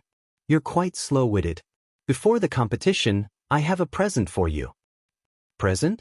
Lin Chuntao was confused. Rao Rong brought up the text, showing him the screen. Uncle said he doesn't know how to send WeChat messages, so he can't send you a voice message. Lin Chuntao's eyes widened in shock. When his gaze landed on the page, his eyes turned red. People from his parents' generation probably didn't know how to express themselves. But because of that, it seemed more real. There were 3 messages. I heard about it from your friend. Your mom and I don't know how to operate a computer, so we got our neighbor, Xiao Lin, to set it up. We'll get your auntie and the rest to watch your competition. Actually, we've watched your competitions in the past, but we didn't tell you about it. Son, do your best. Regardless of whether you win or lose, remember to come home after the competition. Lin Chuntao gulped, turning his face away. After so many years, was he finally acknowledged by his father? My dad has a bad temper, Lin Chuntao said hoarsely. Lin Chuntao said in a hoarse voice, back then, I insisted on competing and he told me not to go back for the rest of my life. Now. Chapter 1361. It was Supreme Alliance's double. It wasn't any team's double. Perhaps, there had been too many times when he could only stare out the window in the dead of the night. He had once felt that this was the world. But this moment, it wasn't. Every single person in this arena. They had never seen the true darkness. Rao Rong was the only one who had thought he would never be able to climb back up. How much he loved his profession. How much he hated it. How he wasn't respected. How he could trample on them if he liked them. What was he fighting for? This was the question Rao Rong had asked himself the most after his father's death. Now he had found it. With a click of the mouse, the game entered and the characters were selected. Be it Supreme Alliance or the Japanese, they typed quickly. Before the shoutcaster could get a chance to explain, the 2 teams had already dashed out of the spring. Usually, a double would consist of a long-range attacker and tank support, or a team control in the middle and a jungler. From the looks of the formation, Supreme Alliance and the Japanese seemed to have the same style. The shoutcaster continued, they are all junglers. It seems like both sides are trying to end this double as soon as possible. The Japanese are trying to follow up on their victory. Such a combination is suitable for the current tempo. Now, it depends on who is faster. That's right, we can see from the big screen that both assassins are farming beasts in their respective jungles. From the looks of it, the Japanese are faster. The moment the shoutcaster finished his sentence, the assassin from the Japanese went to the bushes at the bottom lane and sent out a signal to gather. He was obviously preparing for something. But what was he going to do? Just when people were still puzzled, Bo Jiao tightened her grip on the mineral water in the resting area. As an assassin, she was well prepared. She knew what he was going to do. He was waiting for the red buff to catch him. She watched as Lin Chuntao approached on the map. 10 seconds later, the rest of them finally reacted to the situation. Everyone's eyes were wide open. Zhao Sunpeng's jaw dropped. F*CK, who can dodge that? The shoutcaster isn't wrong, this match is focused on the early stages. From the looks of the lineup, it won't drag to the later stages. That means that if anyone isn't developed in the early stages, they will be useless in the later stages. The opponent has made up their mind to destroy Supreme Alliance's jungler, which is why they are using such a strategy. Honestly, if you and I were to go up, we wouldn't be able to escape unscathed. It is too targeted and purposeful, but no one has noticed it. They were separated at the start, but now, they are together. This is the scariest. Goddess Luo's voice sank. Lin Chintao is indeed in danger. Everyone outside the arena was worried. Lin Chintao did not notice the danger around him as he flew past the wild zone. Everyone watched as he leaped up and hit the red buff. He was fast, and his positioning was beautiful. His right hand clicked on the mouse, and his left hand's slender fingers moved up and down on the keyboard. If it wasn't for the people lying in ambush around here, no matter how you looked at it, his playing style was outstanding. But at this moment, every time people looked at him, they would worry for him. The two players from the Japanese were already stirring in the bushes, waiting for his HP to drop to half. It was the best time for them to pounce.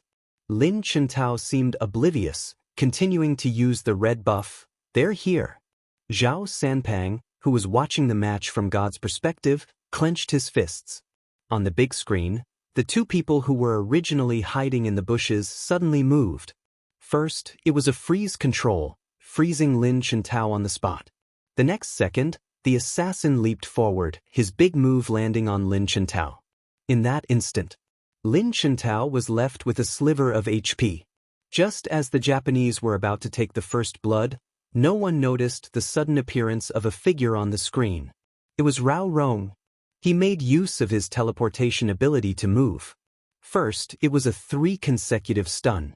The other team control in the middle lane lost 2/3 of his HP. The next moment he activated his big move. The two Japanese who were about to circle around were sucked in between them, causing them to lose their ability to move. Right at this moment, Lin Chintao, who was about to take the chance to return to the city, turned around and used his big move. In an instant, a sound effect flashed across the screen. The first blood. Of course, that was after he killed the assassin. He wouldn't be able to escape. However, it was precisely because he had dealt with the enemy assassin that he had charged in. Rao Rong was able to kill the sorcerer from the Japanese in the next second. 1 for 2. No one had expected such an outcome. The Japanese had assumed they would take the first blood. But they had been seen through. How was that possible? Some of the audience found it unbelievable. Even the Japanese team was shocked at that moment. There was a saying in the Japanese, "Never use the same strategy." This meant that all their strategies were executed on the spot. In other words, even if Supreme Alliance had seen their videos, they wouldn't be able to figure out their strategy. The Japanese duo, who had never made a mistake in this aspect, narrowed their eyes. Yu Cixin chuckled. "We seem to have been countered, what should we do?" Hoshino glanced at the screen, replying, "That's normal." The doll-faced youth was confused. How was that normal?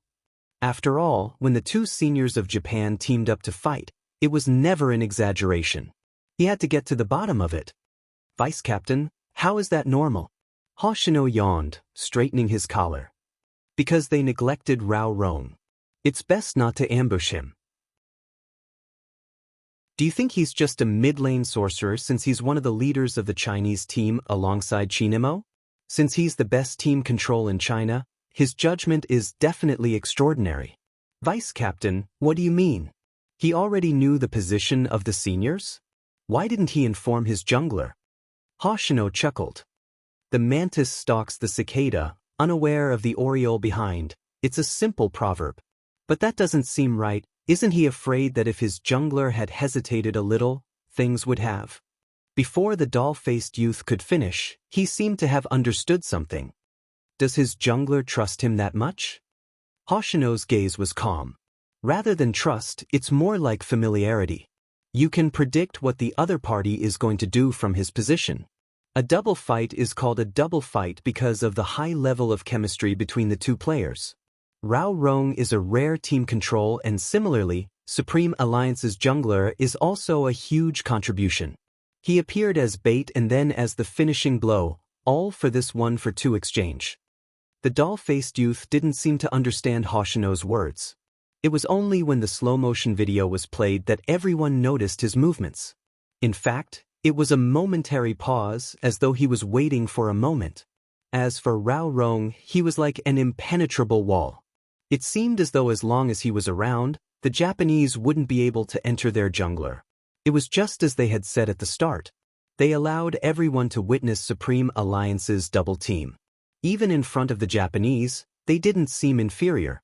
Of course, it wasn't easy to win because the opponent was the Japanese. After the 1-for-2 exchange, the Japanese seemed to have figured out their strategy and quickly gained back a point. They had planned to end the battle quickly, but it dragged to the end. The match lasted for a full 40 minutes. Following that, the Japanese assumed that Lin Chintao was acting as bait again and didn't make any rash moves. Instead, they lost the best opportunity to attack. They seemed to be losing.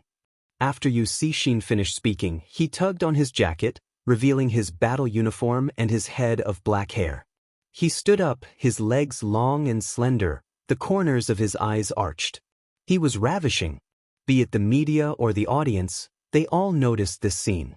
At this moment, the scene control also moved the camera to his side. It wasn't possible to see such a man in China.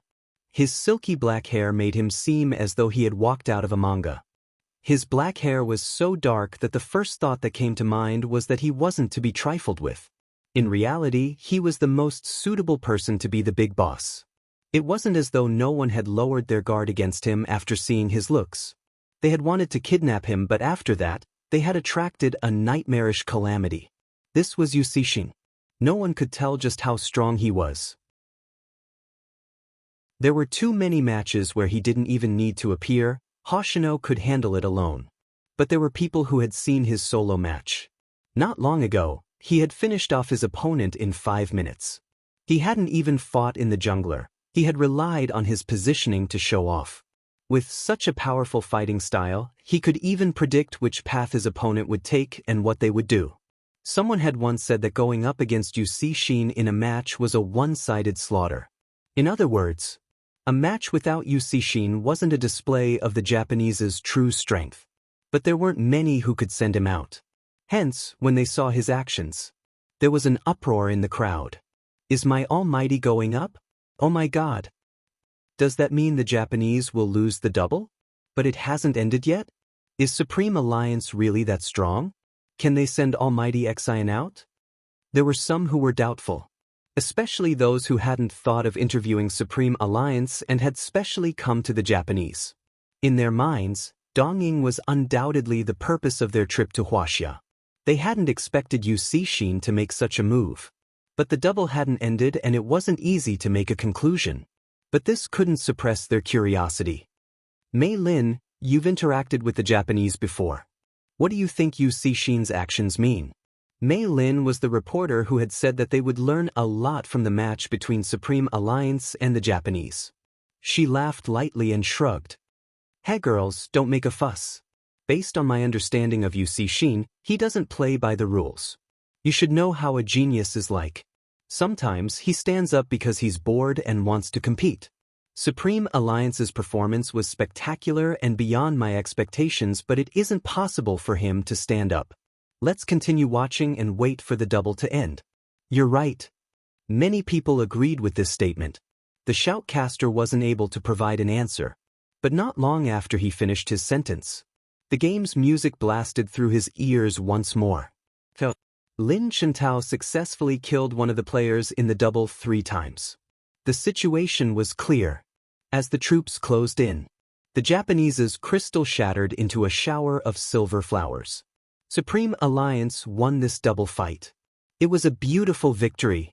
Lin Chintao paused for a moment, as if he couldn't believe it, until the person next to him reached out again, took off his earphones and chuckled softly. Are you stupid? We won. My almighty! We really won. Lin Chintao had always been a boy. He had been under pressure for too long and now he was completely released. He pounced towards Rao Rong. Didn't you see my big move? It was so King exciting. With this tempo, I'll be able to crush Zhao Sanpang the next time I see him. Zhao Sanpang? What's the meaning of this? What's the meaning of this? Besides, did the two of you have to celebrate in such a manner in front of an audience? Supreme Alliance didn't think much of it. Yin Weiyao, the man of steel, could only see the victory of this match. Everyone was overjoyed. The foreign reporters were all dumbfounded. How could they win just like that? Indeed, it wasn't a sign in the eyes of ordinary people. But winning or losing was just a matter of tempo.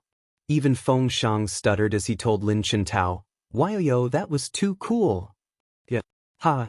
Lin Chintao was genuinely happy. Rao Rong watched him, his lips curving upwards. The more Bo Jio watched, the brighter her smile became. She seemed to have found out another secret. All right. Qin Mo stood up. His handsome face was immersed in the lights, like a sparkling diamond. He stood tall and handsome, a gust of wind blowing in, fluttering his uniform. The words Supreme Alliance floated in and his voice could be heard again. It's our turn now. Chapter 1362. In that instant, there seemed to be a strong gust of wind blowing over. It was probably due to his aura. The moment Qin Mo stood up, everyone from Supreme Alliance straightened. Everyone from Supreme Alliance straightened their backs. Their backs were straight. On the huge screen, they could only see the two words flying behind them. From now on, the finals will officially begin. Watch carefully.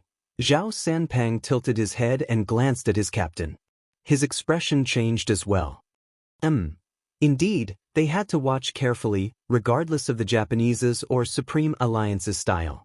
The arrival of the team battle made everyone extremely excited, especially when some of the female fans saw the originally gentle and lazy Hoshino bending over, removing his jacket. When he glanced up, his messy hair carried a seriousness that had never been seen before. Bo Jio smiled. When she walked over, her position was right in front of him. She stuffed one hand into her pocket as usual, but the warmth in her eyes couldn't be hidden. Hoshino looked at her and said gently, "Have you recovered?" "Yesterday." Bo Jio didn't manage to finish her sentence. Before she could finish her sentence, Lin Feng covered her mouth. It was better to stop public displays of affection, it was such a serious occasion. Hoshino chuckled, finishing her sentence.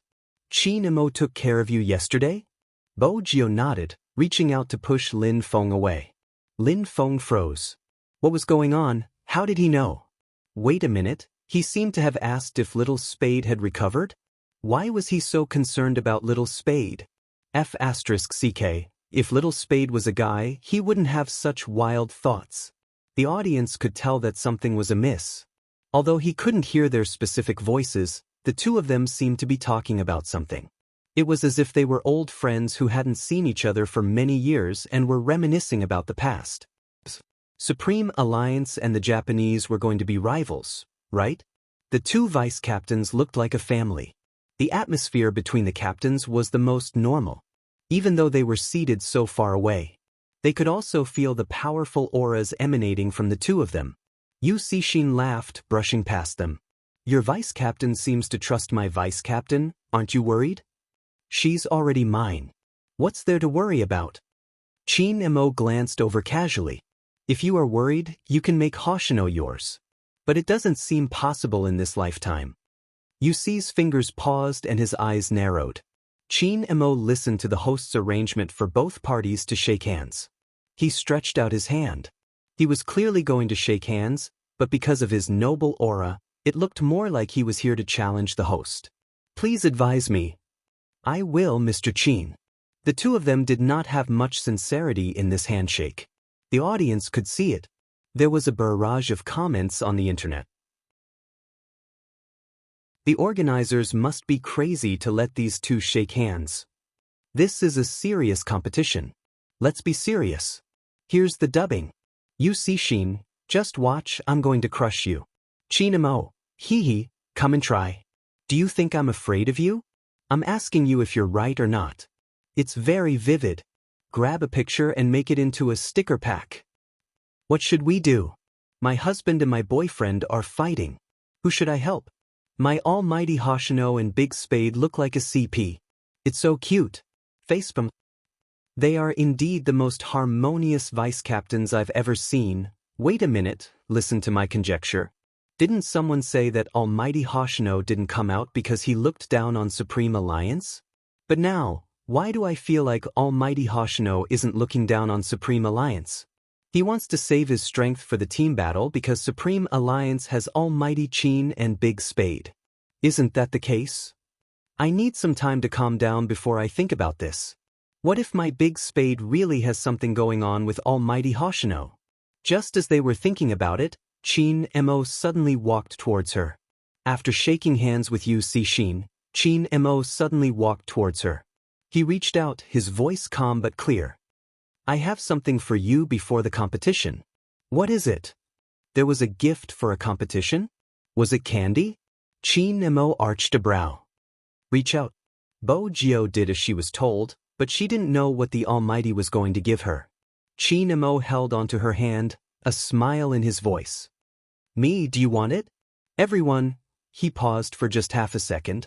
The entire arena was in an uproar. The committee was verifying the list of participants. When they heard the commotion, they glanced at each other. Even though it was a live stream, such a scene wouldn't be broadcasted online. The countless reporters present wanted to capture this scene. But it was too late.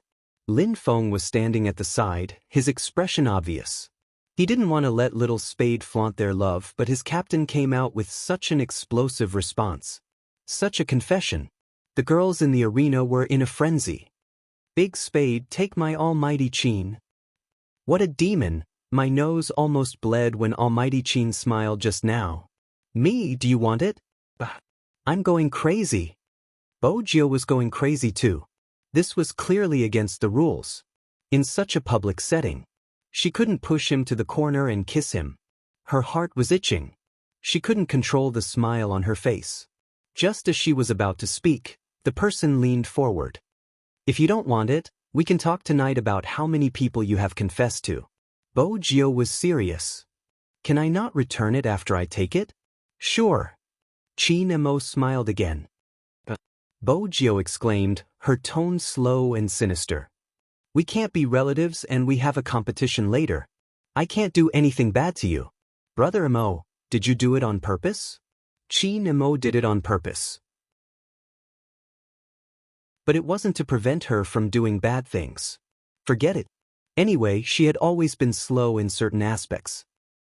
I did it on purpose. Chin Mo glanced over and put on the youngster's wrist guard. Let's go, I'll give you a present after the competition. There's another one? Bo Jio thought about how this present was enough to make her happy for the rest of her life. What else could he give her?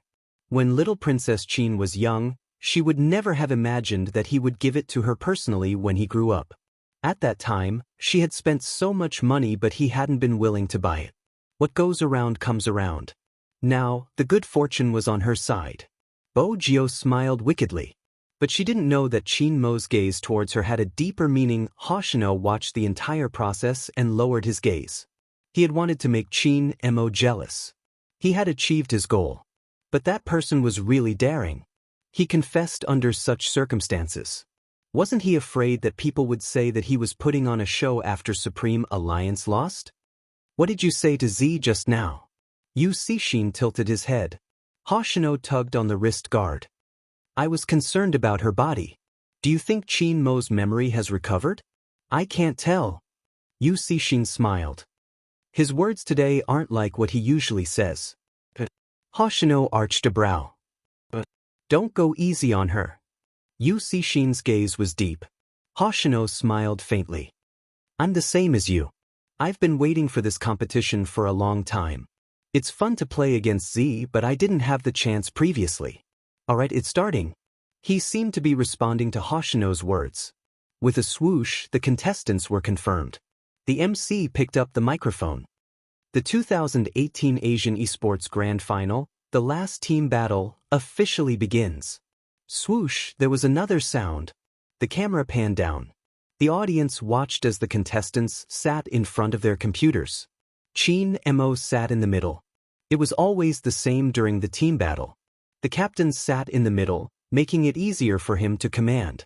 Coco, Bo Jiao, Yun Hu, and Lin Feng, the four of them sat in a row. Their long fingers landed on the keyboard at the same time. The crisp sound reverberated in the arena. To prevent the boring scene from lasting for less than a minute, the shoutcaster said, "The most anticipated match is finally here." Just now, I saw a netizen saying that Hoshino didn't appear in the previous match because of Spade Z. What do you think of the credibility of this statement? It's hard to say. After all, from their interaction just now, they seem to know each other. Moreover, I've only seen Yu Cixin and Hoshino competing at the same time in international competitions. After listening to the commentary, Mei Lin held onto the microphone and started to express her opinion. Mei Lin held the microphone and started to express her opinion. I'm not sure if the shoutcasters have been led astray by the atmosphere in the stadium, but the disparity in strength between the two teams is too great. Yu Cixin and Hoshino are fighting at the same time, but that's only because they've always treated the competition seriously and wouldn't get carried away. Since it's the last match, they have to win beautifully. We'll be showing the live stream of the match later, mainly focusing on the Japanese. Under normal circumstances, we would believe whatever information we received. Hence, even the overseas esports fans felt that the shoutcasters weren't professional enough. Most of them wanted to see the Japanese. Supreme Alliance wasn't bad. But now, Yu Cixin and Hoshino were competing. It seemed like they weren't aware of what that meant. They couldn't possibly assume that they were a match for Yu Cixin and Hoshino just because they won the double match. The comments from overseas started to increase. Most of them were talking about Supreme Alliance's shortcomings. They finally found a chance to criticize them. The keyboard warriors on the internet jumped out again. These people had a common trait. They were very saintly, covering up for all crimes and feeling that they were in the right. I've watched Supreme Alliance's competition. Isn't it just like that? There are so many dramas, there aren't so many emotions. In the past, no one dared to speak up. Some people should really see what the foreign media is saying. If they have the time, they should practice their skills. Anyway, I don't like Supreme Alliance and I can't stand watching their competition. Me too, my almighty just copied an article and didn't do anything wrong. Yet, they insisted on supporting the original work. Serves them right for being so nosy. The two above are really interesting. Do they believe whatever the foreign media says? Besides, opposing copyright infringement isn't nosy. It's simple, they have a conscience but you don't. Of course, I don't expect you to have a conscience. Hee, another fan is speaking up for Supreme Alliance. They've been slapped in the face by the foreign media yet they're still enjoying themselves. No wonder the foreigners don't like Supreme Alliance so much. Don't embarrass them. Right at this moment, the most famous director in the world suddenly uploaded a video on the internet. The video was very short, about a minute or so. I heard that this person is competing today. He's sending a computer expert that no one can match up to. This is the promotional video for this movie. One had to know how influential such a famous director was. It wasn't just in one country, it was in several continents. People clicked on the video. What came into view was a silver-haired youngster with a huge black mask on his face and a black jacket.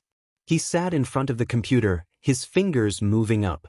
The speed of his fingers was so fast that it was dazzling. He looked up casually. After conquering a system, he took off one side of his mask and played with the silver lighter with his fingertips. His handsome face slowly broke into a smile. At the bottom of the screen was a line of words. Standing in the darkness to protect the light. I am Z. Suddenly, the entire internet was about to collapse. Perhaps in China, not many people knew what this movie meant. But overseas, many movie fans knew who the director was based on to film this movie. Z. The hacker king with magical colors. It was hard to describe because of the different fields. But anyone who knew about code would know who it was. And the person who played Z was actually in Supreme Alliance. The foreign netizens blew up. No, it wasn't just the netizens. Anyone who knew anything about it could search for it and find out how to watch the competition. The comments from the foreigners came one after another. It was like a slap to the faces of those who said, "Foreigners don't like Supreme Alliance. I'm here for Z. Is my almighty called Spade Z now? What a cute nickname. It's very appropriate for Asians to be reserved. Hey, bro, I'm an old fan. Let me tell you something. Z is a girl." What? That's right. Oh no. Cool. Is that all the resources? Why aren't they reporting it? What about the Chinese media?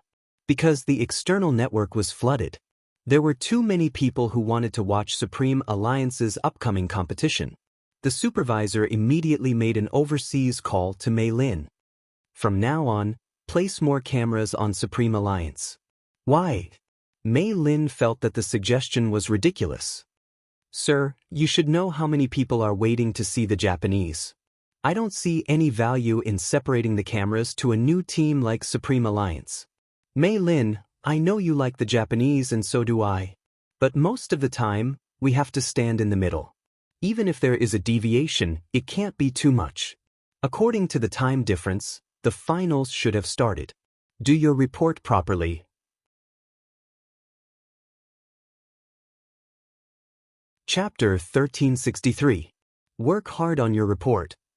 Mei Lin wasn't happy with Mr. Smith's last sentence, but she didn't think she was biased. Of course, the Japanese were more important compared to Supreme Alliance. A report was a report. She wanted to see what was more interesting about Supreme Alliance than the Japanese. Mei Lin held a small piece of equipment in her hands, aiming it at the seated person. This was something only the media could bring in. The image was clear. The competition had indeed started. The players from both teams chose their own in-game characters. Chi Nemo was the assassin while Bo Jio chose the ambusher. Supreme Alliance's formation isn't easy, it's too fragile. The shoutcaster made a simple analysis based on the game character. It would be better to choose a tank. You have to be tanky to deal with the Japanese. Based on previous competitions, this is the only way to deal with them. Spade Z is starting to move. Almost everyone present knew her creed. The enemy's wilderness, my home. Is she going to steal the blue buff? She can't. Indeed, she couldn't. From the screen, the audience could clearly see the Japanese's middle lane and Hoshino trapping Bo Jio in the middle, one in front and one behind. It was as though they were prepared for a counterattack. Hoshino didn't show any mercy, and the damage landed directly on her body. Spade Z's HP was dropping bit by bit. Even her movements were slowing down. She was about to be surrounded. At this moment, she lifted her rifle upwards, jumping out of the encirclement and onto the riverside. It was a close shave. The fans heaved a sigh of relief. Some of the audience saw the drawbacks. Playing the game like this is too reckless. You might even lose your first kill. I've mentioned before that Spade Z was born in the wilderness and hasn't gone through proper training. It isn't possible for her to compete in a professional match for long periods of time. After all, professional matches are about teamwork. Just watch, this weakness will be magnified when she meets the Japanese. The Japanese won't allow her to snatch any beasts and Hoshino won't allow her to do as she pleases in their wilderness. Isn't that too absolute? After all, Spadesy didn't make any major mistakes.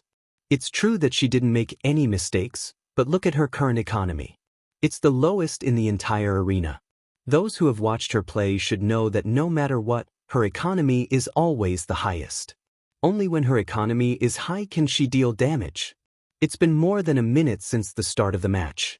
Under normal circumstances, she should have gotten up by now. If she hasn't gotten up, it can only mean that she's being suppressed by Hoshino. It seemed that it wasn't just the regular spectators who noticed this. Even the director directed the camera towards her face. She was clean and handsome. Her silver hair fell down and covered her eyes. From this angle, he could only see her lower jaw. It seems like Spade Z is in a passive position. The commentator said, she used to lead the pace, but now she's completely suppressed by Hoshino. She can't even lead the pace. I can't see her expression from this position, but she should be anxious. Indeed, if she doesn't catch up, she won't be able to fight in the later stages of the match. The Japanese are as stable as ever. It isn't just stable, look at Hoshino's movement, it's too fast. If I were Spade Z, I would raise my economy first since it's too difficult to snatch anything from Hoshino's hands. It's too much of a waste of time. 4 minutes into the match. Even the regular spectators could see something. After all, the first kill they had been waiting for didn't happen. Instead, Spade Z was being suppressed. Mei Lin stood outside the arena, holding onto her equipment and occasionally giving a few explanations. She laughed lightly when she saw this. Actually, Supreme Alliance's newcomer king isn't clear about the situation. She isn't bad and should be famous in China, but against Hoshino she won't be able to use her previous playstyle. We can see that even though there isn't a single drop of HP, it's obvious that Supreme Alliance isn't in a good position. The Japanese's playstyle will seep in bit by bit, and by the time they realize it, it'll be too late because the Japanese will be controlling the pace. As Spade Z was suppressed, the atmosphere in the crowd gradually turned heavy. It wasn't normal. Zhao Sanpang couldn't sit still because he could tell that little Spade was having a hard time. Once again, Bo Jiao held onto her long spear, gliding past the wilderness. Her speed was as fast as ever. She was like the wind. Why did she go there again? The spectators shook their heads. Xiao Jing was the only one who didn't speak. He sat there with a frown. From the map, the Japanese made a prediction based on Spade Z's actions. This time, the sorcerer in the middle lane hid in front of the bushes, intending to ambush Spade Z. When the fans saw this, their breaths tightened. They didn't even dare to look at the figure approaching the bushes. The people from the Japanese side were moving towards them one by one. They seemed to be forming a huge encirclement. I'm afraid the first drop of HP is going to be Supreme Alliance. The shoutcasters sounded regretful. After all, in a team battle, the first drop of HP was very important. Spade Z, the FC King, was so popular because of this reason. But now, the FC King was going to be killed by the opponent. Mei Lin shook her head. I said it from the start, the difference between the two teams is too big. The foreigners felt an indescribable feeling. After all, from the promotional video, the youngsters seemed to be Z's reincarnation. As expected, they couldn't trust what was produced in the movie. The movie had been edited, so it was definitely just for show.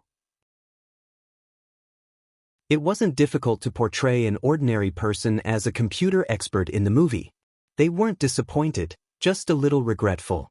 After all, they weren't esports fans. They just wanted to see how talented the youngster was in computer science. But even a hacker might not be able to become a professional gamer. But they were more sensitive to bugs in the game than ordinary people. Moreover, their operation and hand speed were much faster. Logically speaking, it shouldn't be so boring. The foreigners lost interest and were about to close the external video report. At this moment, the silhouette on the screen suddenly paused, turned around, and jumped backwards. She didn't rush forward. Instead, she retreated to her own wilderness. The three ambushers from the Japanese paused. Right at this moment, a line of words appeared on the screen. The Tyrant King had been killed by Supreme Alliance. The entire team's finances had doubled. Tyrant King? The audience looked up abruptly. When did they kill the Tyrant King? Why didn't they notice it at all? It wasn't that they didn't notice it. Spade Z moved too much. Not only was the camera following her, but the Japanese's attention was also focused on her. Hoshino and Yu Cixin were different. When he sensed something was wrong, he had already enlarged the map and was prepared to rush towards the Tyrant King. But it was too late. After Qin Mo killed the Tyrant King, he returned the skill to its original form. As his sword flashed, he took down one of the opponent's small wild monsters. The audience couldn't keep up with the rhythm of the scene. The director immediately shifted the camera, placing his tracking gaze on Qin. Oh, wait a minute, look at the finances. I saw it, there isn't any change, it's still the lowest. It isn't Big Spade's finances, it's Almighty Qin's finances. *CK. So much. It isn't just that, it definitely isn't that. The Supreme Alliance's fans, who were familiar with them, suddenly narrowed their eyes. trying to figure out what they hadn't thought of. Hoshino was one step ahead and typed a line of words on the public chat. You have been restraining me from the start so that Chi-Nemo can develop faster. I really can't let my guard down when it comes to you. Was Spade Z restraining Hoshino? How was that possible? It wasn't just the Japanese fans who felt that it didn't make sense. Even Melinda's eyes were widened. But when the camera panned to the youngster's face, she smiled, her right hand moving the mouse. Her right hand changed something and she typed blindly with one hand. Thanks for letting me win. The audience shifted their attention to the screen. The youngster's character was buffing with red buffs. She didn't take any damage. How could she type with her free hand? But from the looks of it, she admitted that her actions weren't to snatch the opponent's wild beasts, but to restrain the Japanese's mid-beasts so that Chi-Nemo could develop faster. But it wasn't worth it.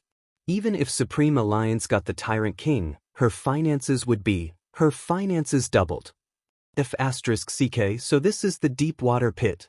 Once her finances doubled, Spade Z wouldn't be the lowest in the game. That wasn't all. She didn't know where she got her money from. Her finances were growing visibly. There's actually such a playstyle. The shoutcasters were in disbelief. Not developing in the early stage and catching up in the late stage? Another shoutcaster added, strictly speaking, this isn't the late stage, it's the early stage. It's only been 5 minutes since the start of the game. We probably thought that the disparity in strength between the two teams would be too great and the outcome would be decided in a short period of time. But from the looks of it, that isn't the case. The biggest difference between Supreme Alliance's playstyle and the usual playstyle is that the mid-beasts and the jungler would interact with each other from afar. They might not seem to be supporting each other, but they are restraining each other.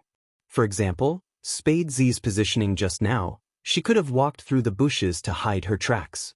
As a FC King, she wouldn't be so clueless. I'm sure you're in the same state as me, wondering why they were moving in such a way since it would be easy for the Japanese to predict their movements. But after Chi-Nemo killed the Tyrant King, I finally understood why she was moving in such a manner.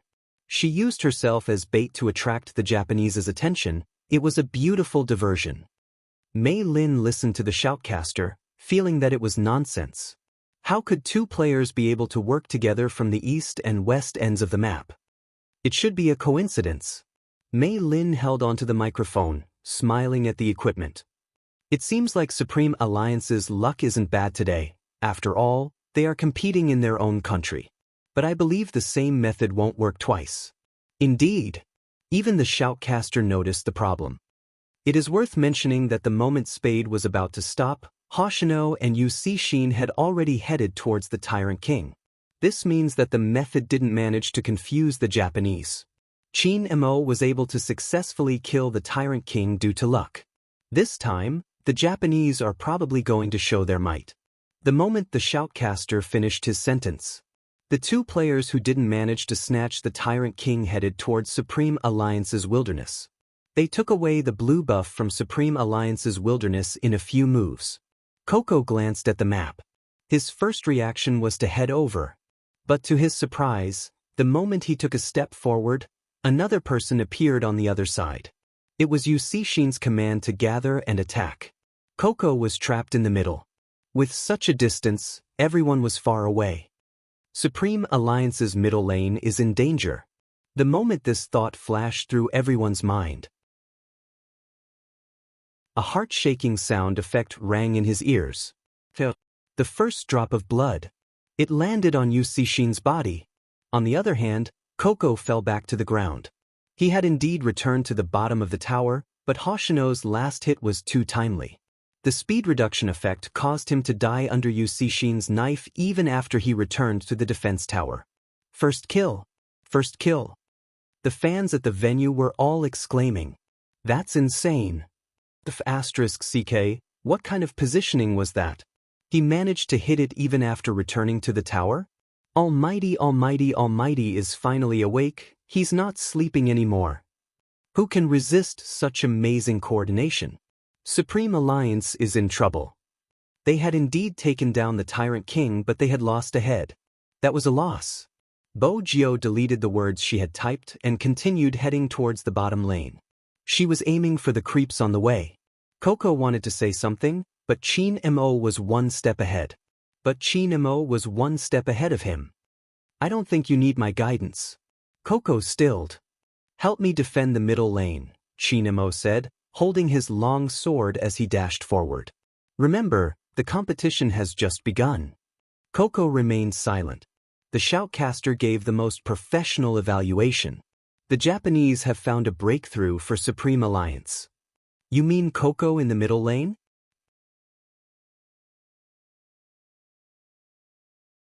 Chapter 1364. The shoutcaster was right. If the middle lane was lost, this game was going to be very difficult to play. What kind of team was the Japanese? They had precise calculations and excellent battle strategies. They would grab onto any loopholes, and that was the hardest part of the Japanese to deal with. If they didn't increase their energy when fighting against such a team, it would be easy for them to collapse. Supreme Alliance's strategy to deal with this crisis is extremely important. They will probably send someone to the middle lane. If that's the case, then the Japanese will really be the one leading the rhythm. But if they don't go, the middle lane will be lost and the situation will worsen. Actually, the most crucial part of the assault was the coordination between Hoshino and Yu Cixin. If Supreme Alliance can't find a way to break their coordination, it won't be easy for them to win either lane. Supreme Alliance is starting to make adjustments. Wait a minute, they didn't make any adjustments? The shoutcaster watched Yunhu's movements on the screen, narrowing his eyes. They probably wanted to make adjustments but received instructions to return to their original positions. What about the middle lane? The other shoutcaster frowned. After all, with such a huge problem, if Supreme Alliance didn't make any adjustments, they would always be in a passive state of being suppressed. Supreme Alliance probably hasn't thought of a good idea either. The shoutcaster glanced over at Chinamo. The captains are in charge of commanding the battle. Up until now, the Japanese didn't require any leadership. Supreme Alliance, on the other hand, has been facing too many problems. That's right, but I'm not sure what state Chinamo is in right now. I wonder if he's able to predict everything with his amnesia like he did in the past? What we can be sure of is that we are only witnessing 30% of the Japanese's and Yu Cixin's abilities. You can imagine how frightening their teamwork will be in the later stages of the competition. Will Chin Mo be able to handle them? The shoutcaster's words were what the fans were worried about. Big Spade and Almighty Chin's long-range coordination had been spectacular. But the next second, the Japanese had taken ahead. Besides, the same method couldn't be used twice because both Yu Cixin and Hoshino had already guessed their plan. The Japanese were too strong. He was so strong that Lin Feng and Yunhu hadn't left his attack range. This was also another manifestation of suppression. Even under such circumstances, the strategy hadn't changed. The shoutcaster's first thought was that there was a problem with the commander. It seems like Chin Mo isn't suitable for such a large-scale competition. After all, up until now, he had become very conforming and was not like his past self at all. The shoutcaster turned towards the big screen. The director gave a close-up shot of the white figure that was still fighting the beasts in the wilderness. That was Chin Mo's in-game character, his clothes fluttering in the wind, his long sword in hand. The speed of the jungler surprised the shoutcasters. It was not easy to have such a fast hand speed after amnesia. But this match wasn't about hand speed. It was about whose prediction was more accurate and who made fewer mistakes. I've never seen Supreme Alliance play in such a manner. This sentence was said by a fan sitting in the audience. I feel like I'm completely suppressed. Yes, it wasn't just Coco. Lin Feng, Yunhu, and even Chin Mo and Bo Jio gave off such a feeling. When Chin Mo was fighting in the wilderness, they would intentionally harass him. Firstly, it was to prevent him from developing, and secondly, it was to catch him whenever possible. Zhao Senpang frowned. Why didn't I think of using this method against Chin Mo in the past? Xiao Jing remained silent, his gaze deepening as he watched the screen. Mei Lin made use of the gap to turn the microphone. We can see that the competition has been going on for almost 10 minutes and the Japanese are still in the upper hand. However, they aren't satisfied, continuing to press forward with their usual style. Even Supreme Alliance's jungler assassin seems to be suppressed. Wait a minute. Mei Lin seemed to have seen something. She paused abruptly as though she had expected it. It seems like Supreme Alliance is going to sacrifice the second drop of blood soon. The moment she finished her sentence, the Japanese's tank appeared beside Qin Mo. The Japanese's tank walked over to Qin Mo, who was using the blue buff. He sent a signal to the sorcerer hiding in the bushes. Qin Mo was already retreating, but the Japanese's big move had a locking function. Qin Mo was already retreating, but the person's big move had a locking function. In an instant, Qin Mo's HP dropped significantly. The sorcerer from the Japanese immediately activated his freezing skill. He wanted to use this time to trap Qin Mo. Everyone who played the assassin class knew that the most terrifying thing was to be controlled. Once they were controlled, they wouldn't be able to move at all. That would be the end of them. Almighty Qin is probably going to fall at his own doorstep. He was too careless. He knew the other party would rebel. The support from his teammates wasn't in place. But Almighty Qin didn't even send a signal. Did he forget how to command? Zhao Sanpang gritted his teeth. He seemed really anxious. At this moment, Xiao Jing spoke. The Japanese made a mistake. What? Zhao Sanpang's words had just come out. On the screen, the freezing skill didn't freeze Qin Mo. It wasn't because of the sorcerer's actions. But in that instant, Qin Mo teleported with one skill and jumped back to his original position. And that original position, it was where the sorcerer was standing. Under the camera, the Japanese sorcerer's eyes widened. He had already used his flash skill when he was about to attack. Now he couldn't dodge it even if he wanted to. First, he was slowed down by the sword formation. Then there were 3 swoosh swoosh swoosh swoosh swoosh. Silver-white light flashed. In just an instant he was severely injured. When everyone saw this scene, their eyes were filled with joy for the first time since the team battle. Qin Mo held the mouse with one hand, his index finger clicking quickly and crisply. From that handsome face, it was impossible to tell that he was chasing after someone. Instead, his slender and fair fingers seemed to have a sense of asceticism when they moved up and down. Xiao Jing finished his sentence. Even if Qin Mo lost his memory, the Japanese shouldn't have sent just 2 people to kill him. It would have been easy for them to fail. Are you saying that the sorcerer from the Japanese will die? That shouldn't be the case. The tank has already returned to restrain Qin Mo. He can't chase forward anymore. The sorcerer has also left Qin Mo's attack range. Next he just has to... Zhao Sanpang wasn't finished. A figure suddenly appeared on the map. She was extremely fast. It was as though the wall in front of her couldn't stop her. She moved up twice and appeared beside the sorcerer. She could still vaguely see the mark in the air. Before anyone could react, she moved her rifle from her back. 2 words appeared on the screen. No. When the audience saw this, they froze for a second. Then they were filled with shock. No one knew how Spadesy appeared.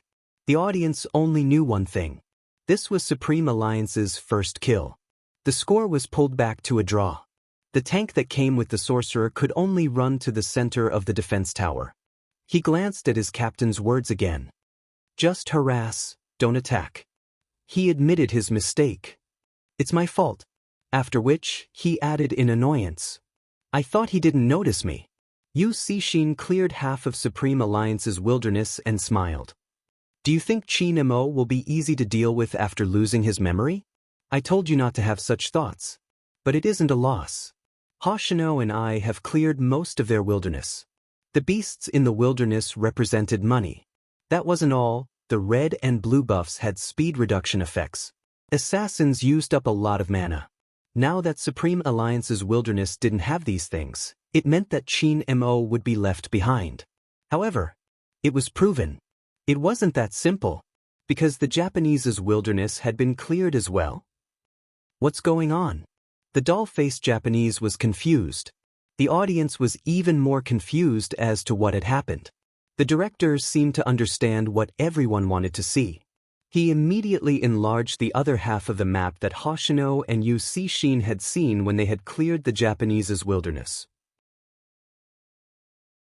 After killing the Japanese sorcerer, Spade Z hadn't returned. Instead, she had headed straight for the Japanese's wilderness. However, there was one person who was one step faster than her. That was Qin Mo. The two of them seemed to have guessed that they wouldn't be able to hold on to their red wilderness. Besides, there wasn't a need to chase after the tank. It was a waste of time and they wouldn't be able to kill him. The Japanese's tank had always thought that he had escaped quickly. Hence, he had only seen their shadows at the start. Then he hadn't seen them. He should have taken a look at this angle.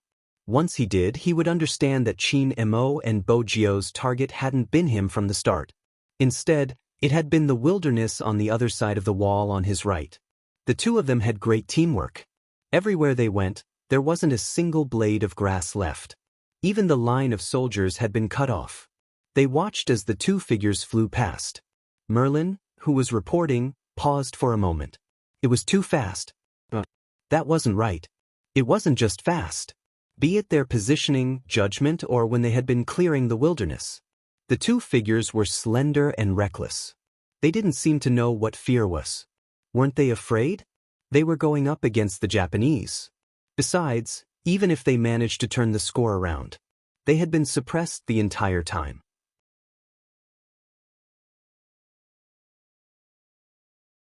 Chapter 1365. Mei Lin couldn't figure it out, but the shoutcasters could see it clearly. It seems like compared to Yu Cixin and Hoshino's teamwork, Qin Mo and Spade Z's teamwork is the highlight of this match. You mean to say that these two pairs are equally matched? No, there is a difference. Take a look at Supreme Alliance's bottom lane and you will understand. After the shoutcaster's words, everyone focused their attention on the bottom lane. When did Hoshino come here? It wasn't just Hoshino, Yu Cixin was here too. Were they sure that their wild zones were gone? If not, they should be clearing the troops in the jungle. But they suddenly appeared at the bottom lane at the speed of light. Without any hesitation, he used attack rush and dealt damage to Lin Feng, who was still clearing the creeps. Yun, who wanted to go forward to help. But the next moment, Yu Cixin marked the damage. Lin Feng was rooted to the ground. He didn't have any time to retaliate. He held the keyboard in his right hand while his left hand moved up and down. He wanted to use his positioning to avoid the opponent's attack. Lin Feng did it and Yun, who went forward to block the attack for him. He thought he could leave after entering the tower, but the Japanese's troops attacked at this moment. Moreover, the opponent's long-range attacker was there too. Hoshino didn't hesitate. He held the crescent long knife and leaped into the tower. The knife light fell, sucking in and retracting, causing Lin Feng's HP to drop. Then he slashed again. At the same time, he leaped out of the defense tower's attack range. The silver light could be seen clearly on the screen. No one would have guessed that Hoshino was the one who had such a sharp positioning and attack. After all, his aura was there. But the fans who were familiar with him weren't surprised. Even before the game's sound effect came, they already knew the outcome. They shouted loudly, "Almighty Hoshino, you are finally awake." The origin of this sentence was quite a story. Hoshino loved to sleep. He looked gentle, but in reality, he was caught sleeping in the resting area 3 times before the match. But the moment he entered the arena, everything changed. Of course, if it was a very ordinary team. Their Star God's playstyle was just like a human's, gentle like the spring moon dripping on the windowsill. But if the other party was also very powerful, then he would change his usual playstyle. He would be like a knight who had just woken up from a dream. Wherever he went, there would be the splendor of the moonlight. Just like the game character he used, he had a nickname, Continuous Combo Queen of the Moon, as if responding to the shouts of the fans. The score on the screen immediately changed. 2:1. Lin Feng's character lay on the ground, covered in blood. The Japanese took the lead again. More importantly, it wasn't over yet. The defense tower at Supreme Alliance's bottom lane was about to be breached. Yun, who wouldn't be able to withstand the attacks from the 3 of them. We can only retreat. The shoutcaster looked at this scene and said what was on his mind. Indeed, Yun who retreated because if he stayed there any longer, he might be taken away as well. The sound of the defense tower shattering came from the screen. The two shoutcasters glanced at each other. We thought the Japanese wouldn't let go of the middle lane, but it seems like our guess wasn't accurate. That's right, regardless of which lane it is, as long as there is a possibility of an attack, they will take it down. The Japanese can't use a fixed mindset to judge this team. This time, Supreme Alliance is in trouble. The bottom lane looks like it's going to collapse and Supreme Alliance isn't doing well at the minions. That was indeed the case. The bottom lane had always been filled with the Japanese's minions and with long-range attackers. The speed at which they attacked the defense tower would definitely be much faster. Ever since the start of the competition, I'm starting to feel that the victory of a team isn't just related to their skills, it's also closely related to their leadership. Chin Mo might not have made any major mistakes in his maneuvering, but from what I've seen so far, his leadership skills haven't been fully displayed. And it isn't hard to tell that Supreme Alliance is starting to crumble. The sorcerer in the middle lane doesn't dare to advance, which means that they are aware of the danger the moment they leave the tower. Coco's technique is second to none in the country. This kind of cautious maneuver is a reflection of his mentality. He can't afford to be killed again, so he's carefully testing his position. This isn't a good thing. The more he does this, the more likely he'll be ambushed. The shoutcaster finished his sentence. Other than the sorcerer from the Japanese side, the tank that was left with half a tank of HP walked over. But the tank walked through the bushes. It could only be seen from the perspective of the Japanese. This meant that Coco probably didn't realize that there were two of them. One of them was a tank with a stun skill. This meant that he would be in danger the moment he left the tower. But he didn't seem to notice it. He watched as the sorcerer made a mistake and grasped the opportunity to advance. It's a trap. I can understand why Coco wanted to catch up to them when he saw their mistake, but it's obvious that the Japanese's sorcerer made a mistake on purpose. After all, how could such a low-level maneuver appear on a team like the Japanese? They were just trying to lure Coco into a trap. As though to verify the words of the high-end players, the Japanese's flustered sorcerer steadied his legs and threw a freezing skill on Coco. At this moment, the Japanese's tank jumped out from the bushes, intending to stun Coco. What no one expected was that the moment he jumped out, a figure suddenly appeared in front of him. Another figure leaped out from the bushes. Dressed in snow-white robes, he held a long sword in his hand, leaving a silver glow in his wake. With a slash of the long sword, a sword formation rose. Both the Japanese's tank and sorcerer were slowed down by the sword formation. Even though the Japanese were prepared, they weren't able to dodge this move. It was too fast. It was so fast that no one could react. But the Japanese weren't weak either. After sensing the intrusion, the Japanese's sorcerer moved nimbly to avoid Chin Mo's next attack. But to his surprise, Chin Mo wasn't attacking him. Instead, he swung his long sword. With 3 swishing sounds, each ray of silver light landed on the Japanese's tank. This was a move that no one had expected. But it was this move. It didn't just prevent Chin Mo's big move from missing. It also gave Coco the chance to cooperate with him and take one of the Japanese's heads. 2:2. The score was pulled back to a tie. There was another sound effect in the game. A defense tower on the top lane of the Japanese was destroyed. The one who destroyed the tower was none other than Spade Z, who couldn't pinpoint her whereabouts. Mei Lin watched the match. Should she say that the ignorant were fearless? Let's put it this way. For every head the Japanese took, Supreme Alliance had to return with a head. It was the same even when they pushed the tower.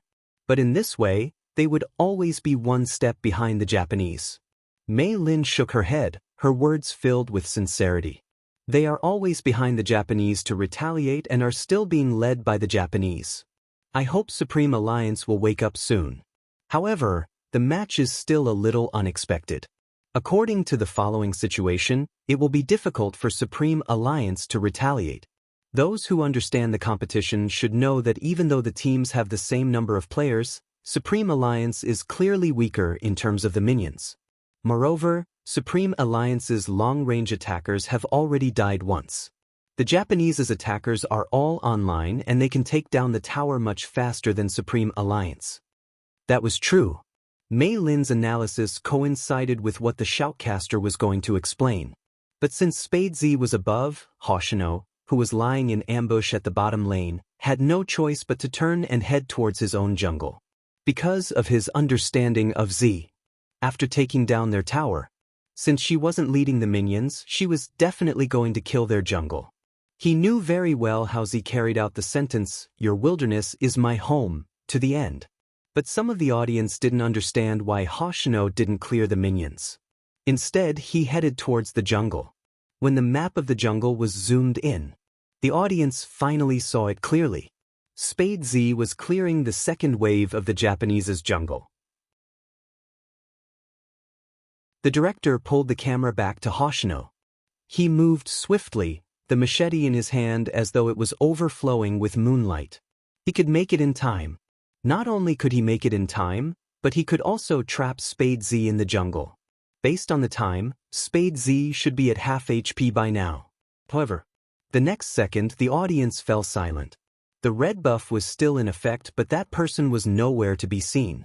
Hoshino held the machete in one hand, walking around the jungle, the blade slicing through the bushes beside the red buff.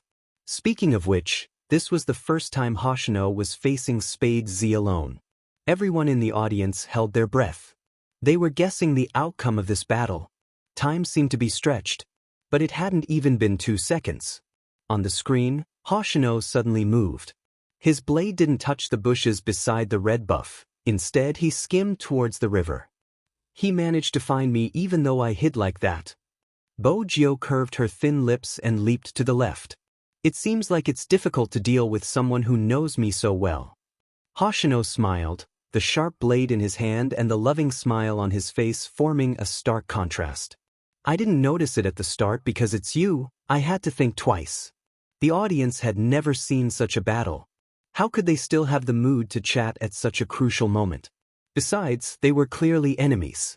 Why do I feel like there's an invisible warm atmosphere around me? But it couldn't be called warm.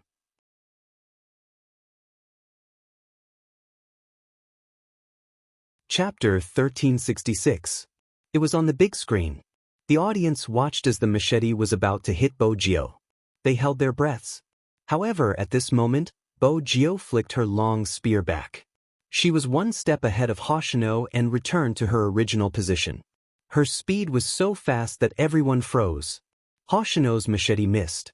This was something that had never happened before. Their battle wasn't over. After Bojio dodged the attack, she didn't have any intention of leaving. She swept her long spear and leaped over.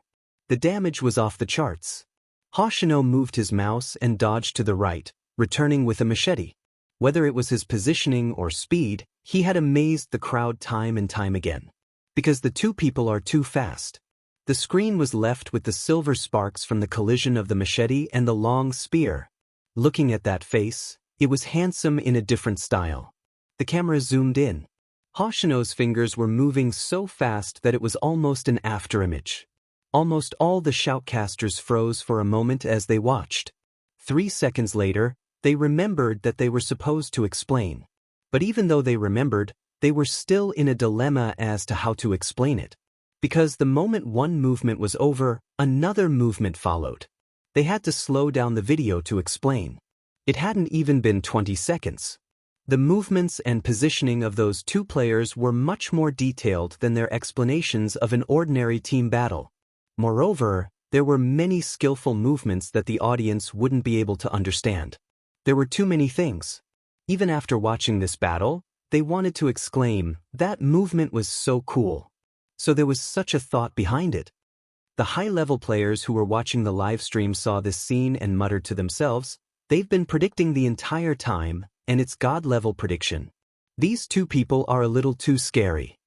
Precise positioning meant that you were able to predict where your opponent's attacks would land. That wasn't all. At this moment, they thought they would see a half HP Spade Z. But unexpectedly, she had a blood-sucking equipment. She could use the damage from the beasts to recover her HP. This meant that even if the skill didn't hit Hoshino, it wouldn't miss. "You're as smart as ever." Hoshino's tone was gentle. It didn't seem like a battle at all. The female fans could really use these words to create a 10,000-word story. Every chapter was about love. The two people in the duel were really too handsome. He couldn't even bear to move the camera away. However, this battle was destined to not last long. 25 seconds seemed to be the limit of the Almighty's patience. Chinmo's eyes deepened as he followed. Hoshino also saw the figure on the map.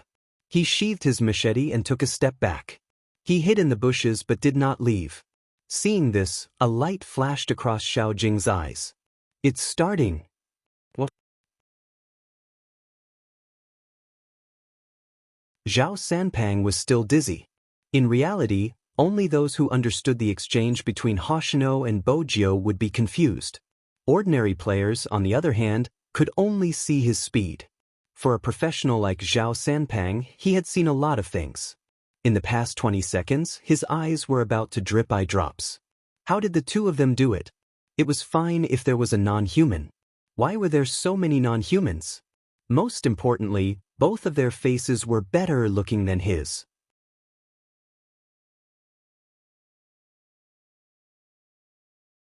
Chapter 1367. It seemed to be responding to Xiao Jing's words. The big screen immediately exploded with comments. It wasn't clear who used the big move first. The silver light fell. The tank from the Japanese shouldered the damage and spun his body, heading straight for Bojio. Bojio lifted her spear, avoiding the stun. The sorcerer from the Japanese followed, wanting to summon a freezing skill. But his speed wasn't faster than Bojio's. Just as he was about to raise his hand, Bojio swept her long spear horizontally, lifting him up. Right at this moment, Hoshino dashed over. With a suction and retraction of his machete, he fixed Bojio on the spot. With the sorcerer's attack, Bojio's HP was reduced to half. Bojio didn't panic. Instead, she held onto the mouse and dodged to the left, leaving some space. Yun-Hu, as a tank warrior, advanced. He had a stun skill, trapping the two Japanese players in the middle. Lin Feng followed up, his attacks landing on Hoshino's body. But at this moment, Hoshino moved in the opposite direction. He didn't chase after Bojio. Instead, he turned and trapped Lin Feng on the spot.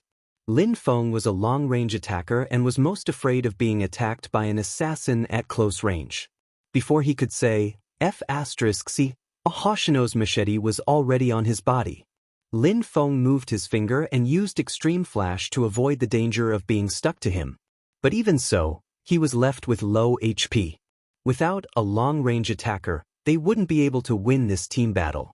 Both the spectators and the players knew this. It seems like Supreme Alliance is going to fail this time. Zhao Sanpang listened to the explanation, his expression solemn. If Lin Feng didn't go back, he would be killed instantly.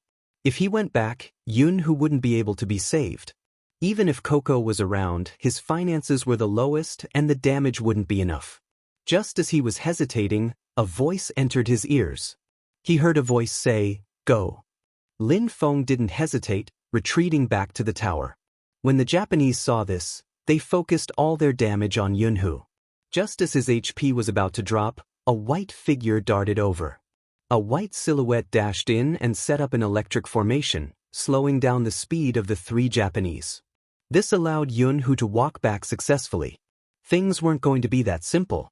This was what everyone was thinking. As expected, in the next second, Yu Cixin's figure appeared on the screen.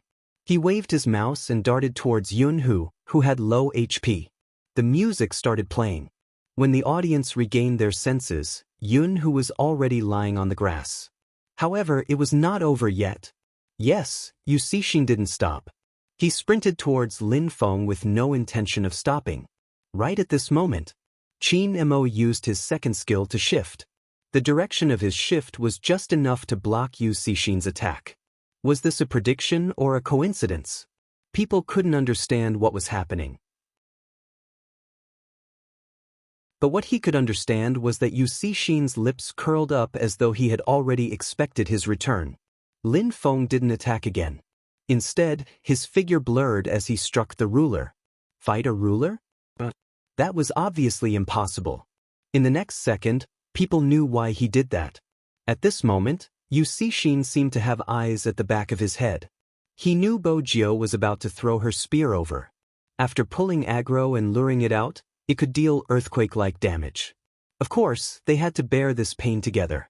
Regardless of whether it was Yu Cixin, Bo Jiu, or Qin Mo. Even though the damage was low, it was effective in interrupting their collaboration. Losing 200 to injuring 600. This was a fair deal no matter how one looked at it. The ruler's roar was mixed with the silver light. It was a shocking scene. Mei Lin's face was filled with surprise. As expected of Yu Cixin. Supreme Alliance probably hasn't realized what kind of opponent they are facing. This person is using data to play games. Yes, accurate analysis, natural prediction, and when he was playing games, his long black hair fell and there was a devilish smile that was extremely handsome. This made everyone understand one thing. The attack had just begun. That was because Hoshino was following behind him. Hoshino dashed forward at the right time. He swung his machete horizontally and the damage rushed towards Bo Jiu. At this critical moment, Coco followed over. He used his control skill to lock onto Hoshino, but Hoshino turned right and dodged it. But he did dodge Coco's skill. But Qin Mo didn't dodge. When the figure dashed over, an electric formation was set up. His speed was reduced immediately. There were 3 swoosh swoosh swoosh swoosh swoosh. Yu Cixin had a bad feeling. He turned and retreated. Hoshino's gaze froze. He had expected this move but he didn't dodge it. Fortunately, the damage wasn't enough. Hoshino used the minions and moved instantly, disappearing from Qin Mo's attack range. He didn't stop moving the mouse. He attacked the wild monster and started to recover his HP. He smiled. I'm really a little scared. Are you that fierce? Yes, we are very fierce. Bo Jiu lifted her long spear. Just when everyone thought she would be hit by the attack, Hoshino suddenly moved. Unexpectedly, she lifted Yu Cixin with her long spear. The sorcerer, who had been lying in ambush in the bushes and was prepared to use his freezing skill the moment she lifted him, missed. Of course, Yu Cixin was almost at full HP. The damage wasn't fatal to him. But Bo Jiu wouldn't give up so easily. Yu Cixin guessed it. He attacked the Beast King again and successfully shook Coco, who was behind him. Then he swept past Bo Jiu and went close to Coco. Coco couldn't move at this moment. With his fragile skin, he lost half his HP in an instant. When he could move again, Yu Cixin dealt damage to the ruler, successfully enraging him and causing him to be injured. Coco dodged to the right instinctively. But the next second, he knew he was in trouble. Hoshino had swept back. He had used his flash so he could only be sucked back. Next, Yu Cixin marked the damage. Even though Qin Mo had already leaped back and set up an electric formation, Coco's HP was too low and he was taken away. This team battle seemed long but in reality, it was just 10 seconds. Once again, the exciting music played in the game. Double kill. Double kill. The score suddenly became 2-4. The Japanese had a decisive lead. Bo Jiu's hands paused. She didn't move forward. The audience looked at her movements and could understand. It was obvious that Supreme Alliance no longer had the upper hand in this team battle. If they went in to start another team battle, it would be a death sentence.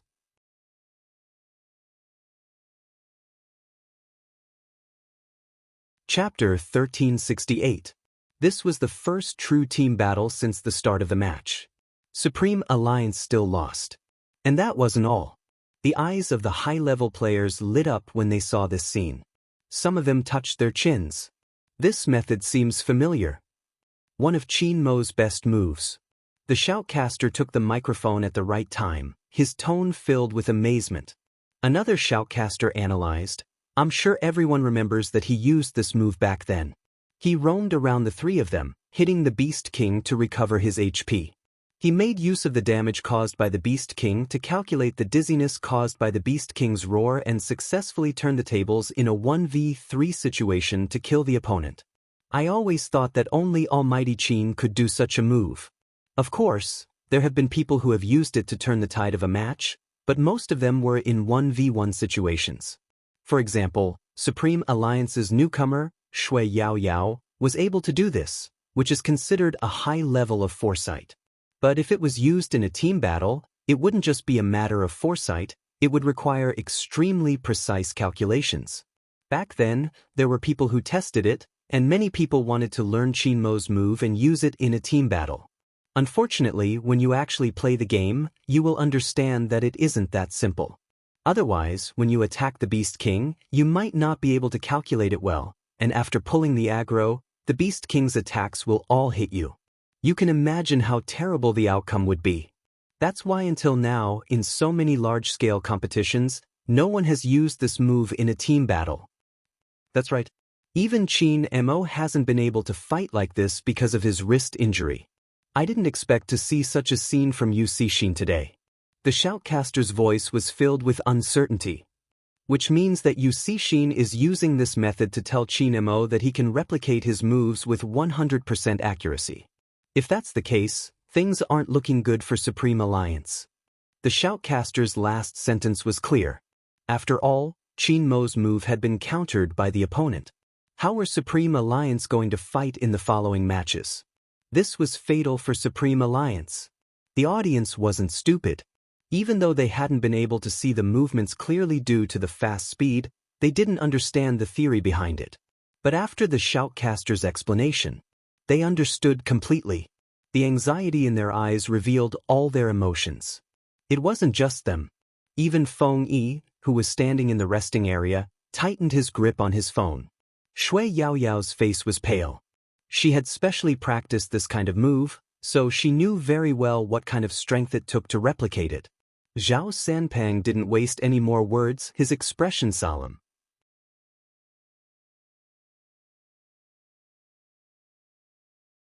Chapter 1369. Mei Lin wasn't wrong about that. Supreme Alliance's sense of danger seemed to be mixed in the air, so thick that even the audience could feel it. The camera focused on Qin Mo's position. On the screen, he could clearly see that the character he was controlling had paused slightly in the wilderness.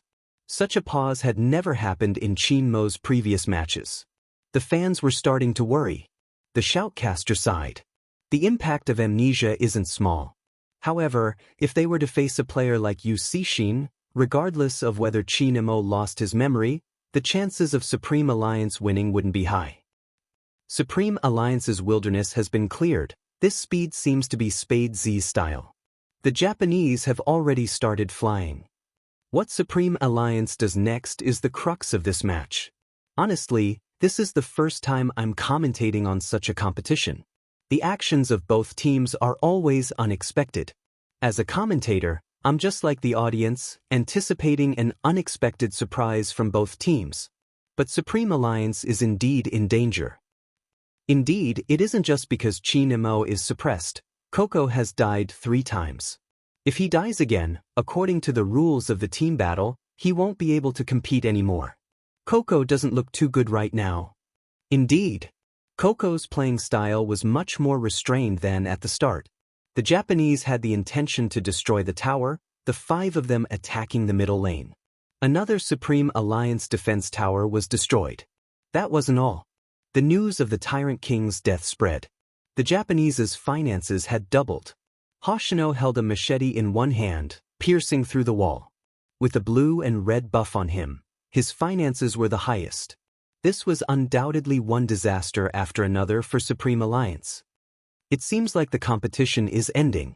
Mei Lin shook her head. At the start, I thought Supreme Alliance would have a different playstyle compared to the other teams. After all, there aren't many teams that can take points from the Japanese. Now, it seems like I was being too optimistic.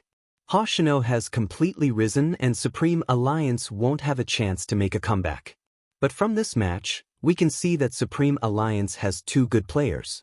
For example, Supreme Alliance's double players are good and they are much stronger than their team players. Just as she spoke, another defense tower was destroyed. This time, it was the tower at the bottom lane. Anyone who has played Hero would know. Sometimes, once the situation got out of hand, it would be a complete collapse, and no one would be able to take care of it. It was dangerous to even leave the defense tower, because if they were not careful, they would be instantly killed by the opponent.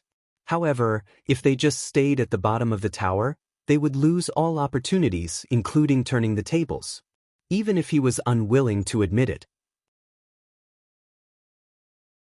Supreme Alliance was beaten to the point where they couldn't retaliate. This scene had also happened last year. However, Xiangnan's luck wasn't as good as Supreme Alliance. The moment they entered the Asian Cup, they met the Japanese. Because of that, they were completely defeated by the opponent. But that was the later stage of the competition. If Supreme Alliance couldn't even last until the later stage, did that mean that they were not qualified to participate in the Asian Cup? Just as this thought flashed through the audience's mind.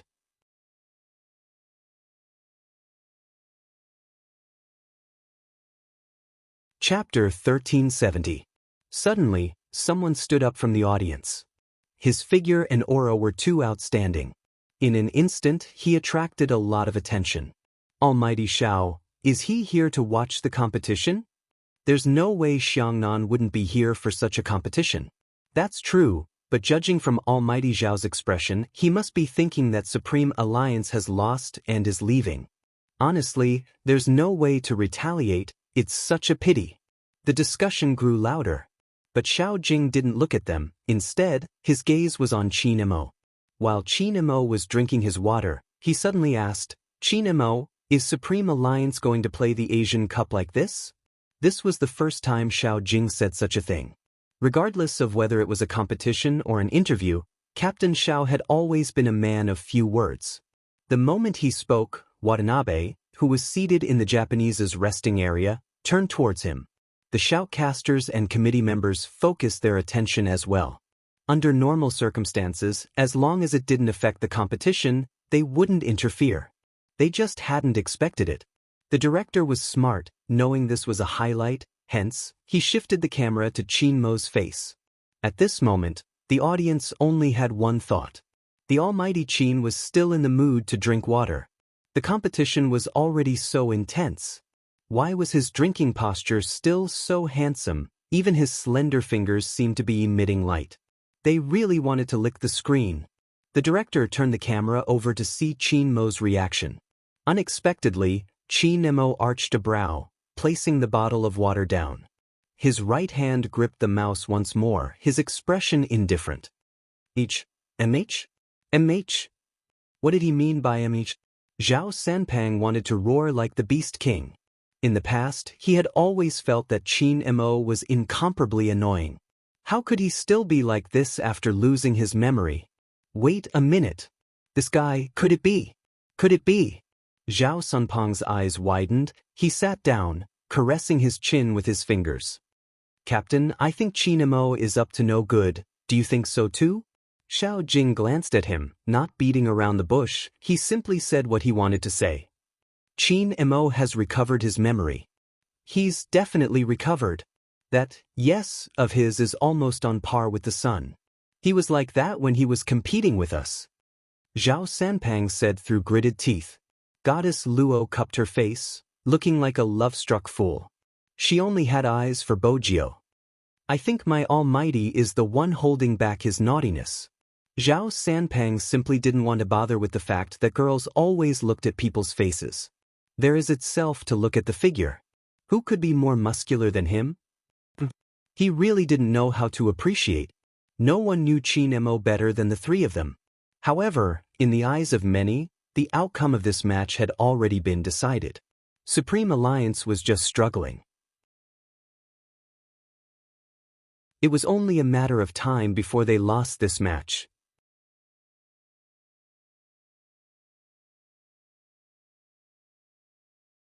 Chapter 1371. At this moment, the audience seemed to have lost their confidence, all of them looking listless. Those who usually liked to play games were completely disheartened. Supreme Alliance's luck isn't good, they are always so close. Previously, Almighty Qin wasn't around, but now that he's here, he isn't of any use at all. In fact, it isn't easy to fight against a player like Yu Cixin. Even if Supreme Alliance loses, it's understandable. That's right, no one can avoid such a situation.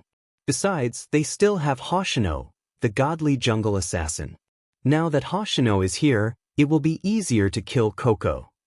Indeed, he can kill him in seconds, he can't even leave the tower. But it isn't like he didn't gain anything. Even if he lost, he would still be the runner-up of the Asian Cup. This result is actually not bad. It was as if they had already predicted the outcome of this discussion. But no matter how they looked at it, Supreme Alliance wouldn't win. Right at this moment, suddenly, a crisp and childish voice came from somewhere. Why do you all think Supreme Alliance will lose? At the start, everyone was still looking for the voice. After all, they couldn't see the person and it sounded too young. When they saw the child wearing a cap sitting in front of them, they froze. What was going on? A primary school student was here to watch the competition? It was indeed a primary school student. She looked to be around 10 years old. Her facial features hadn't matured yet. Her eyes were bright, big and round, but there wasn't any emotion on her face. It was impossible to tell if she was a boy or a girl. What was most surprising was that there was a kid sitting next to the child who looked exactly like the child. F***CK twins? Mobe, I'm begging you, don't speak.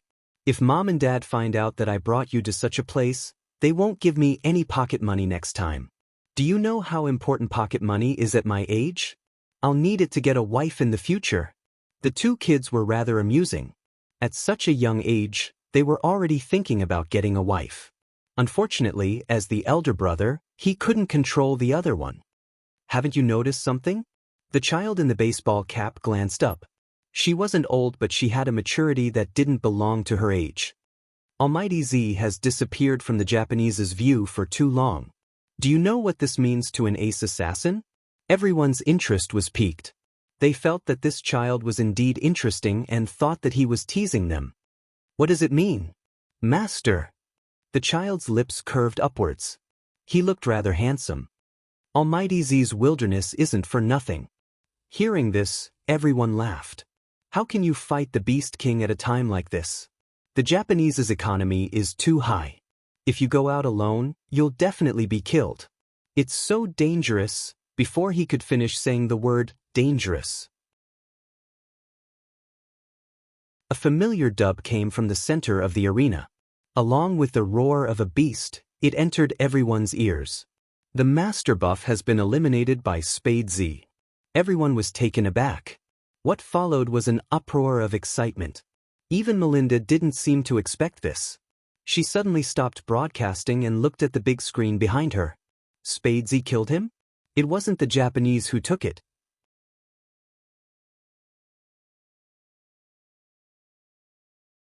Chapter 1372. Yes, how could this be? The players who were still discussing were all confused. They didn't know whether to look at the big screen or back at the child who made the prophecy. In short, their emotions were very complicated. Everyone who played this game knew that the killing of the Master Buff would allow the team to receive the help of the Flying Dragon. Whether it was to push the tower or create a team, there would be a relatively large advantage. The battle that was supposed to end like this actually had a decisive reversal.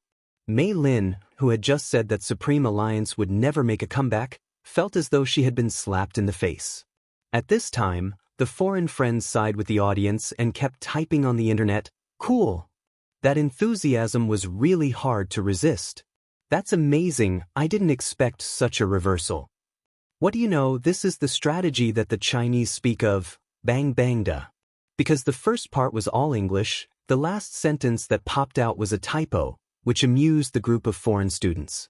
The foreign students were all smiling kindly. Brother, the Chinese is not bad, but the correct way to say it is bangdada and muadada. As Supreme Alliance fans, they definitely couldn't embarrass themselves at this time. In fact, Mei Lin really underestimated Supreme Alliance's influence. Some of the foreign students had been paying attention to Supreme Alliance because it was different from other teams. It might be easy to like a team, but no team would tell everyone that it didn't matter if the sky turned dark, it would always light up again. And no team would go so far as to trust each other and not abandon each other. So much so that they didn't hesitate to get involved in a case of copyright infringement. From them, you would understand a principle. Drinking ice for 10 years, it was difficult to cool one's hot blood. A man would die young. The international students took their time to translate some information about Supreme Alliance for their foreign friends and posted it online. Hey brothers, this is the real Supreme Alliance, everyone can take a look. Yes, this was the real Supreme Alliance. Just when everyone thought they were going to lose, they would always be able to reignite the fire and fight again. They would never resign themselves to fate. They were born to be human and any struggle was worth it. Even if so many people were saying that they would lose, they would fight to the last moment.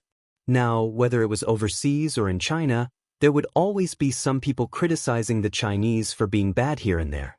Perhaps this situation really existed. But it wasn't completely. If you don't believe me, take a look at Supreme Alliance. The shoutcasters were excited. No wonder Qin Mo was able to do that. Qin Mo? Wasn't it time to explain Spade Z's maneuvers? Melinda didn't understand and frowned. The shoutcaster's voice rang again.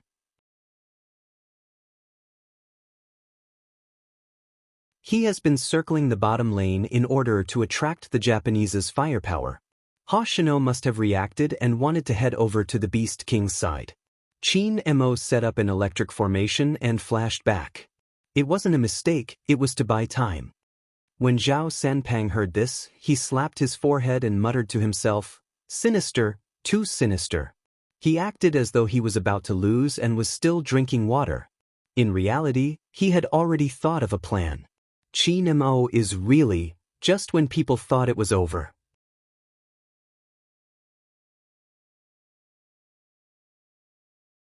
Chapter 1373. Someone died? Another Supreme Alliance member died? Who was it?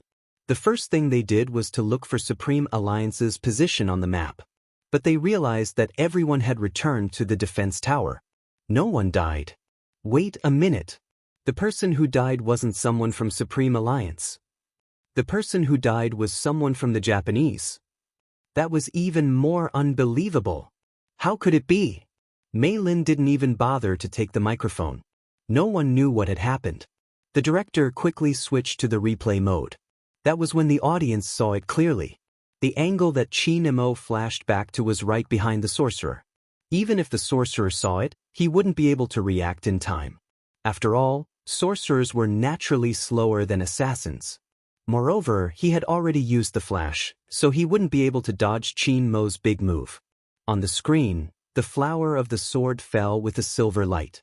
After killing the person, it moved nimbly and returned to the defense tower.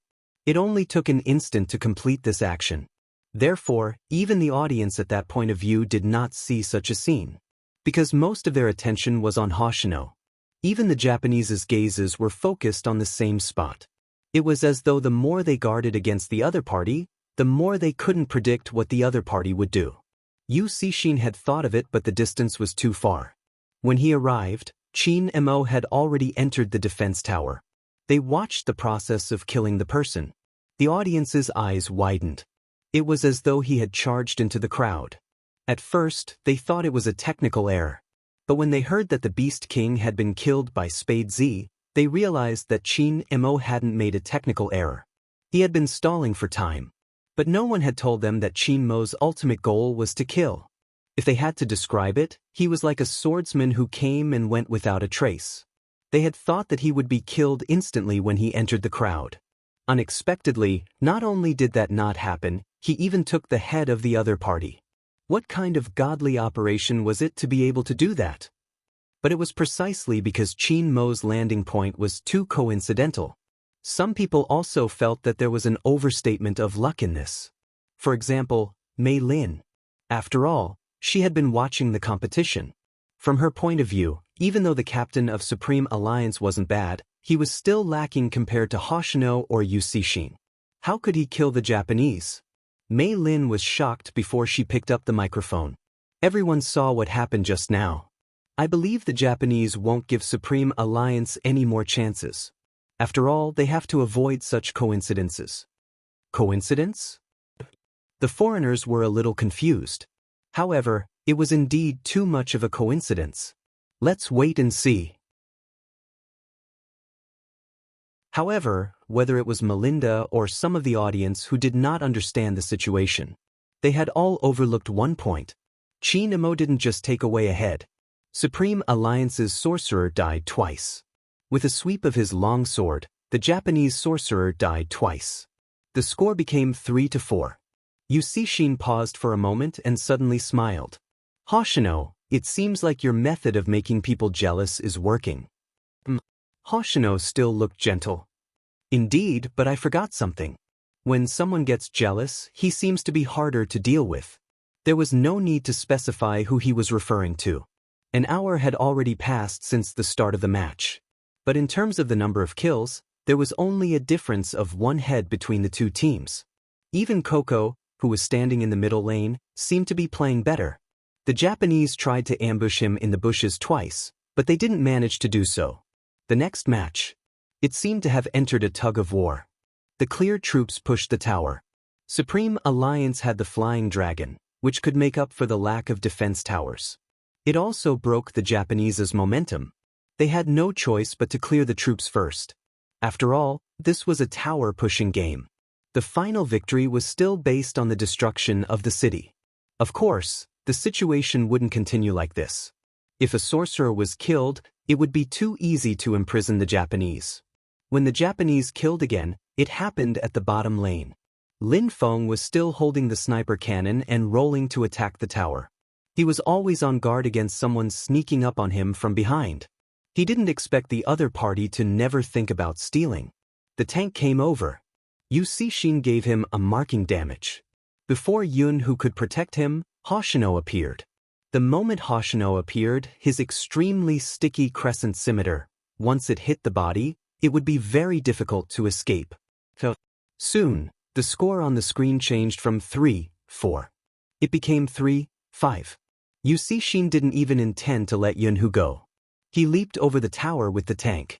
The sorcerer threw a freezing skill over and Hoshino's damage. Double kill. 3-6. Supreme Alliance was less than half of the enemy's number. They were behind again. It seemed as though killing the Beast King would only break the Japanese's momentum temporarily. But both Hoshino and Yusishin were monster-level players. Once they broke the rhythm of one wave, they would bring another wave out. It was easy to collapse against such people during a match. Most importantly, Yun who had already died twice. On Supreme Alliance's side, everyone except for Bo Jio and Qin Emo was left with one life. That was the most dangerous part. Lin Shintao couldn't take it anymore. He clenched his fists tightly. Every Supreme Alliance member had the same expression. The camera paused on them for less than a second. The shoutcaster suddenly said, "In reality, this isn't the best formation for Supreme Alliance. Everyone should understand now that Supreme Alliance is lacking a team controller. If Rao Rong had been in the middle lane, the outcome might have been different. Be it in terms of experience or judgment, he would have been able to play a crucial role. But if he wasn't used during the double, Supreme Alliance might have lost and there wouldn't have been a team battle. Hence, Supreme Alliance has no other choice. Given the current situation, they can only try their best to avoid a team battle. That's the only way." Supreme Alliance was once again in a deadlock. Mei Lin seemed to have expected this. Her expression was clear. "This is just as I expected. As long as the Japanese are careful, they won't be able to switch to the back row. As for the previous incident, it was just a small accident that didn't affect the overall situation. Supreme Alliance should have understood now." But the moment she had that thought, there was another commotion from the audience. Mei Lin's first reaction was to check the score. The score hadn't changed. The Tyrant King was also staying put. What was going on? Mei Lin wasn't the only one with this question. The foreigners who couldn't obtain first-hand information felt the same way. However, what was different was that they liked to see the Chinese team turn the impossible into possible. "Wait a minute," Qin Emo sent out an attack signal. "Is he really going to fight now? This isn't the right time for a team battle." "I understand, Almighty Qin. If he doesn't stop the Japanese now, they won't be able to turn the tables. Am I the only one concerned about why Almighty Qin and Big Spade didn't appear in the bottom lane?" "No, Almighty Hoshino is concerned too. You saw the screen just now. He zoomed in on the small map. looking for Big Spade and Almighty Qin. That was after they crossed the tower. I mean, what were Almighty Qin and Big Spade doing before that? No one was able to answer, because their attention was on the bottom lane. The sense of déjà vu came again. This was a huge move when they weren't paying attention. It was like a high-level magician performing a magic trick. The closer you were, the more you would miss something. When you came back to your senses, a miracle had already happened. Just like now. Who could tell them? Why was there only half a crystal tower left on the top lane? The bottom lane was basically cleared. That wasn't all. Supreme Alliance's super soldiers were attacking the tower. F*CK. Qin Mo and Little Spade are really good at this. Zhao Sanpang started again. Sinister, really sinister. They even know this is a tower attack game. 2 of the Japanese had returned to the city because they couldn't lose the last defense tower. If that was the case, it would be really dangerous. Fortunately, they arrived in time. But it was at this moment. Qin Mo sent out an attack signal. The troops are gone. Are they going to attack? No, that doesn't seem to be the case. Indeed, that wasn't the case. Because of where he was hiding. In the bushes beside the Beast King. It was too far from the Japanese's defense tower. Is he trying to scheme? The shoutcaster guessed the truth. But at the same time, Yu Cixin and Hoshino could roughly guess it, so they didn't go over directly. Instead, they gathered their teammates and the 4 of them went over together. The other one stayed at the bottom of the tower to clear the troops, to prevent Spade Z from attacking the tower at this moment. The 4 of them came from 4 directions, but they didn't rush over directly.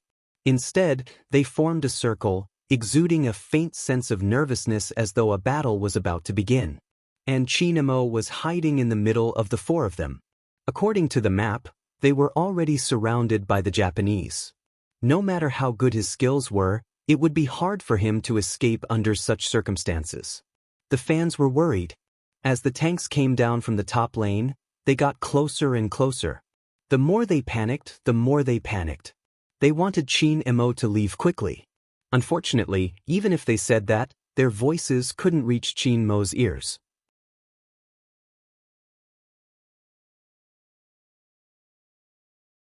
Chapter 1374.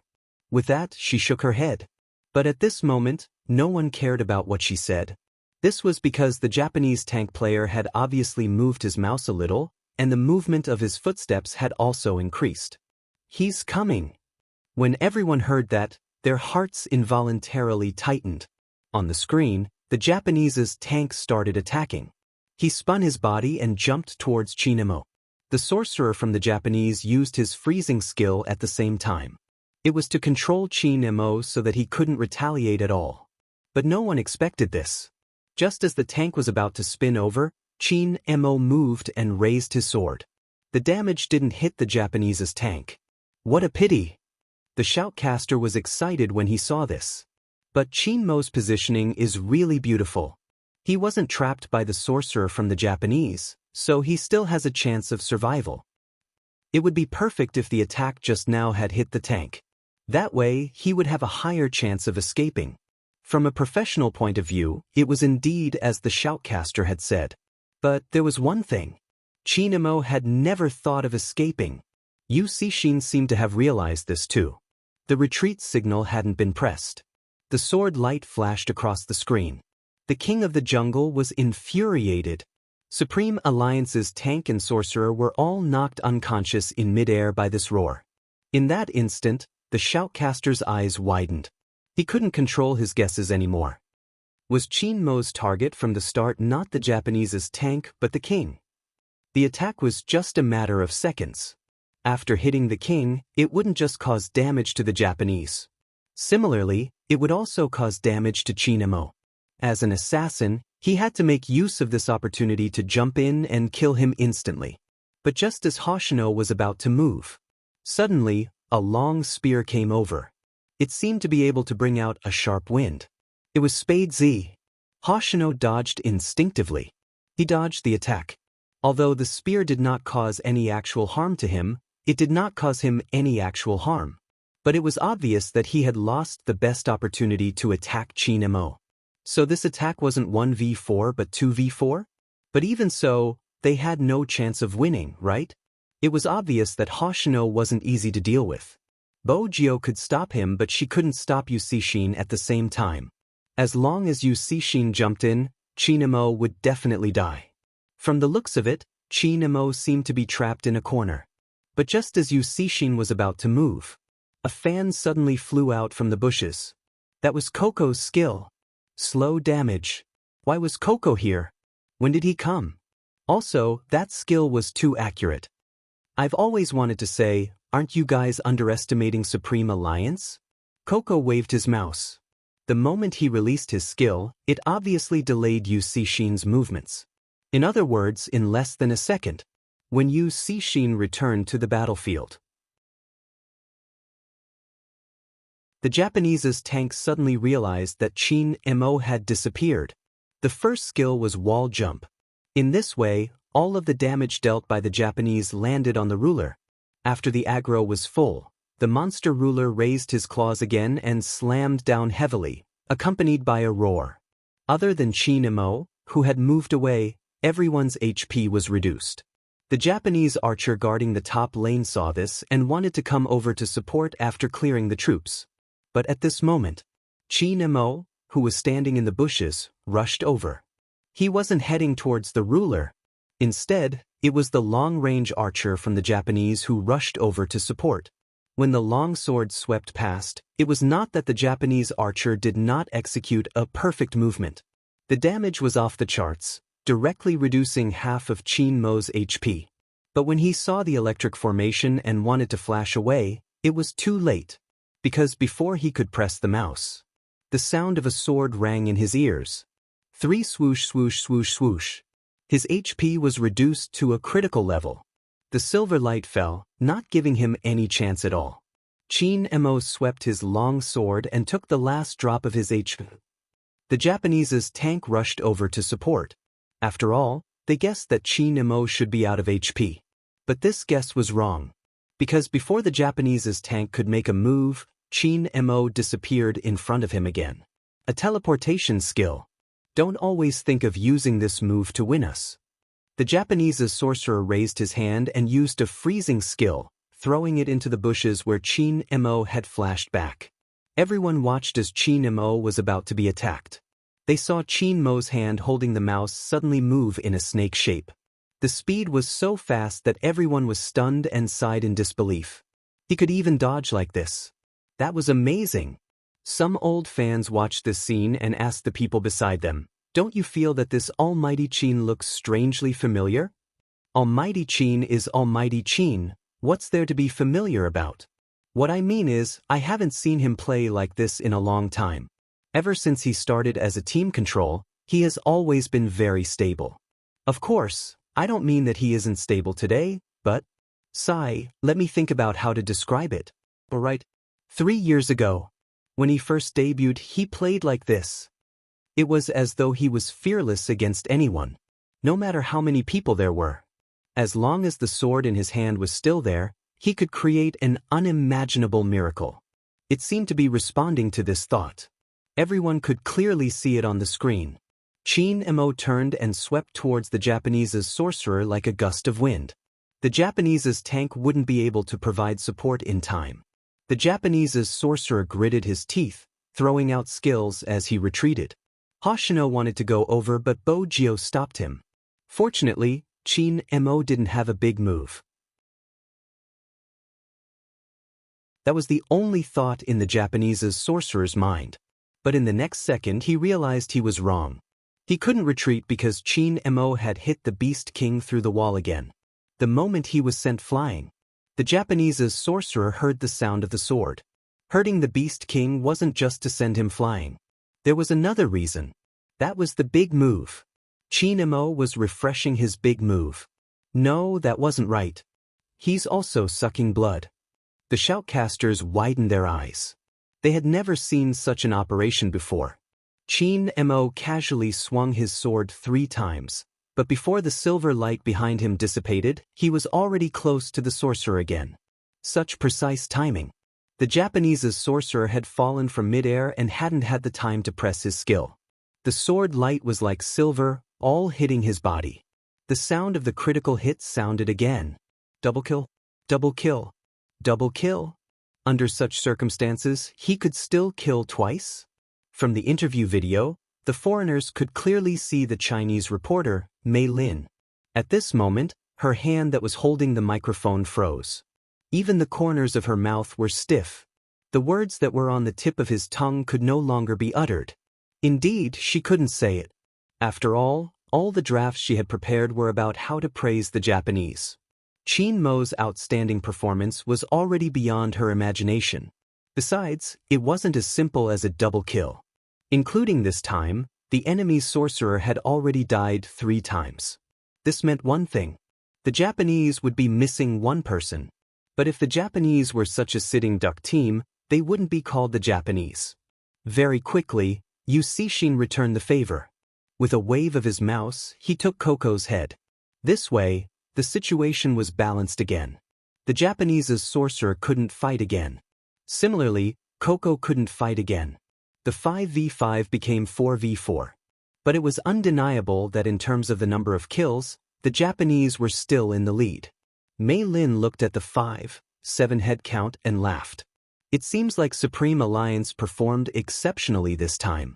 But from the score, we can also see that Supreme Alliance is still lacking if they want to win. However, the moment she finished her sentence, all of a sudden, another sound effect came from behind him. No one had expected this sound effect. But it was like a whirlwind that stirred up the entire crowd. Triple kill! Triple kill! Some fans even stood up in excitement. After all, how could anyone achieve a triple kill in such a situation? But this scene really happened. Even the director didn't expect it. He quickly cut to the replay angle. That was when everyone saw Yu Cixin choosing to attack Coco. Qin Mo used a displacement skill and jumped back to the Beast King's side. After 2 clangs, he flew towards the Japanese's tank who had less than half of his HP left.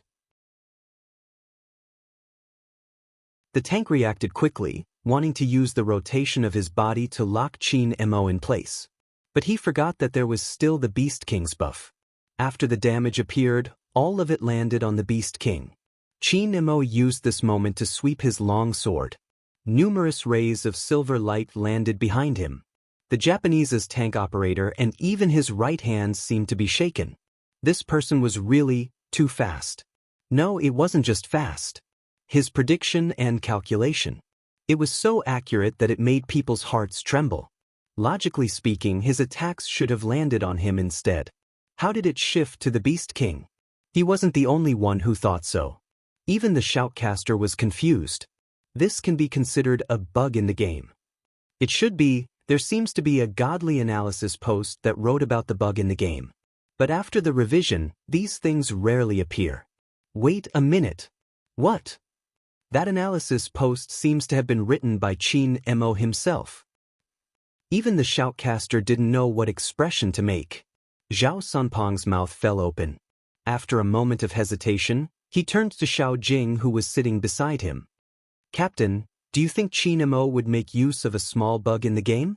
Xiao Jing didn't say a word, he just reached out and pushed his spectacles up his face. He looked as though he had silently agreed. F*C, he is too shameless. Zhao Sunpeng's hair rose. As expected, Qin Mo doesn't have the most shameless, he can only be more shameless. No, it isn't over. Xiao Jing, who had been planning to remain silent, suddenly spoke up. Zhao Sanpeng was still confused. It isn't over? It was already like this and it wasn't over? What else did Qin Mo want? Just as Zhao Sanpeng was thinking about this, another sound effect appeared in his ears. It couldn't be Qin Mo killing again, right? Of course not. But other than killing, his sword could kill other things. The familiar dubbing and 3-dimensional sound effects reverberated throughout the entire arena. A row of golden words appeared on a black background. It appeared on the big screen right in the middle. The Beast King has been killed by Qin. Whoosh. This time, it wasn't just a portion of the fans. Even Zhao Sanpeng stood up from his seat. F*CK. How did he do it? At this moment, Goddess Luo held the side of her face and suddenly laughed. You shouldn't be surprised, wasn't he like this in the past? At least he wasn't perverted enough to kill the Beast King. Zhao Sanpang was especially concerned about this point. Xiao Jing spoke again, his voice calm. There's nothing to be surprised about. That was his first year playing this game and now he has been playing for 3 years. In other words, Yu Cixin's previous moves were just his moves from 3 years ago. Qin Mo probably wants to tell everyone this. Is that why he's using such a method to return the favor? Zhao Sanpang widened his eyes for a moment before saying, this is indeed in line with his petty character. F***ck, doesn't that mean he's even stronger now? Xiao Jing lowered his head and looked at his hand. It's a pity. Goddess Luo glanced sideways. There will always be a chance to fight with him at his peak. Yes, many people said that Qin Mo was at his peak 3 years ago.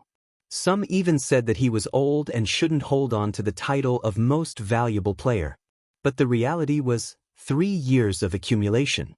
Apart from the helplessly failed time after time. More importantly, the famous sword that had been hidden for 3 years. One day, when it shone again, it would definitely amaze the past. Mei Lin was expressionless now. Half of her face seemed to have been slapped red. What she said previously was really like a slap to her own face. The shoutcasters were a little confused. After killing 3 people, he was still able to get the Beast King's buff? How perverted was Qin Mo? That isn't something an ordinary person can do, right? Nonsense, you can try snatching the Beast King with a bunch of people. You might not even be able to do it, let alone using such a method. Brother One, we are still commentating. Alright, what I mean is, to be able to do this, one must first have accurate judgment. Of course, hand speed is also important. The most important thing is the calculation between the moves. Who knows how Qin Mo did it? Brother One. I misspoke again. Let me retranslate. Qin Mo's fighting style is making my eyes dizzy. I need to wake up. Don't wake up. Hoshino seems to have gotten rid of Spade Z. His target is Qin Mo. After fighting the Beast King, even with his lifesteal equipment, Qin Mo's HP was low. Now, Hoshino was here.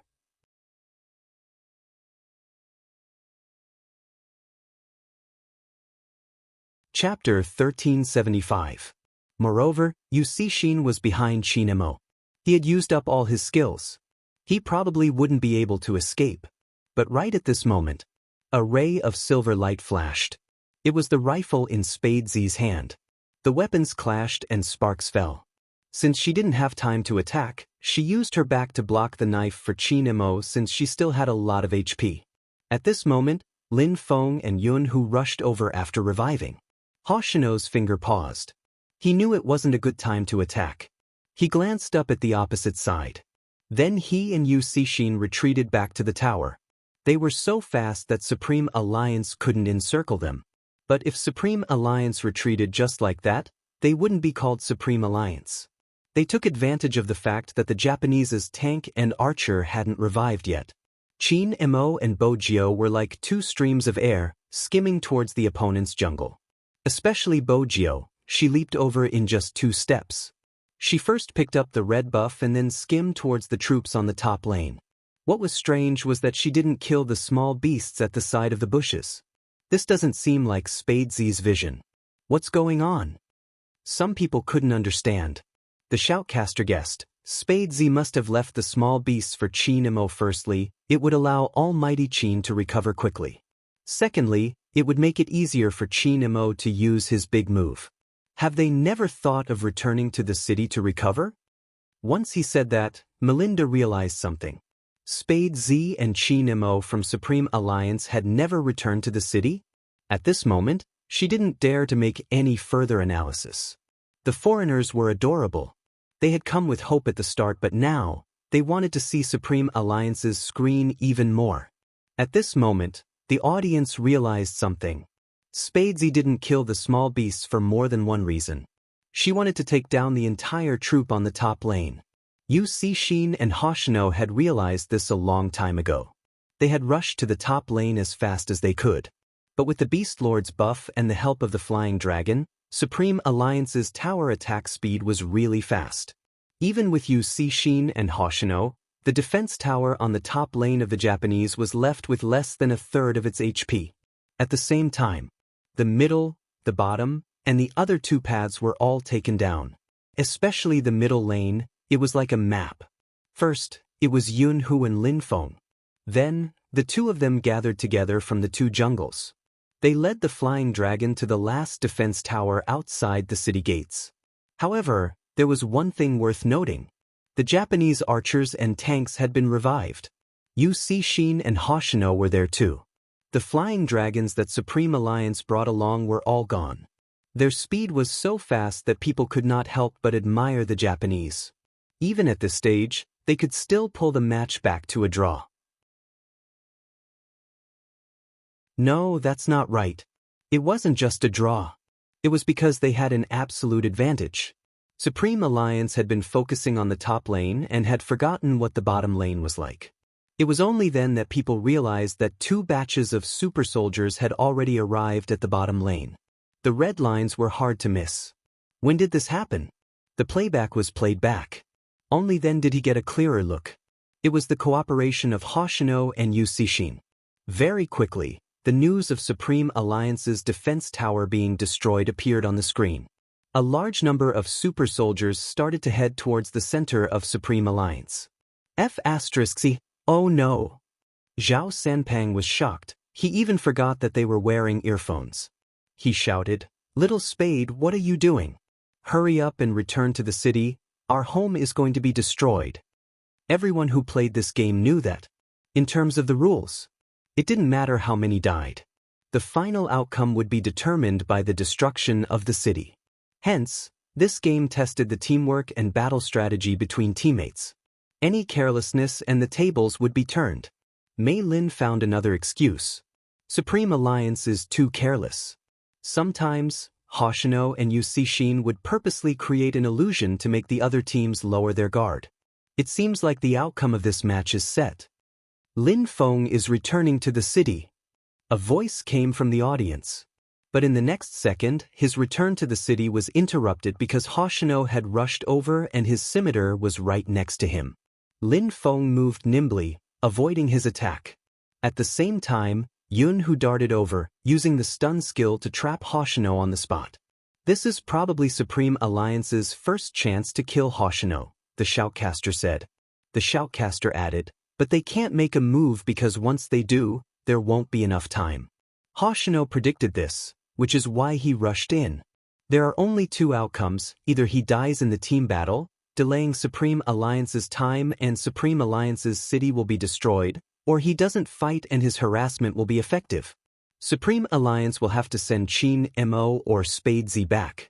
That will be their advantage because Supreme Alliance's city can't wait any longer.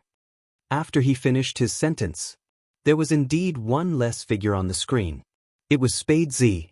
She seemed to have pressed the button to return to the city the moment Hoshino rushed in.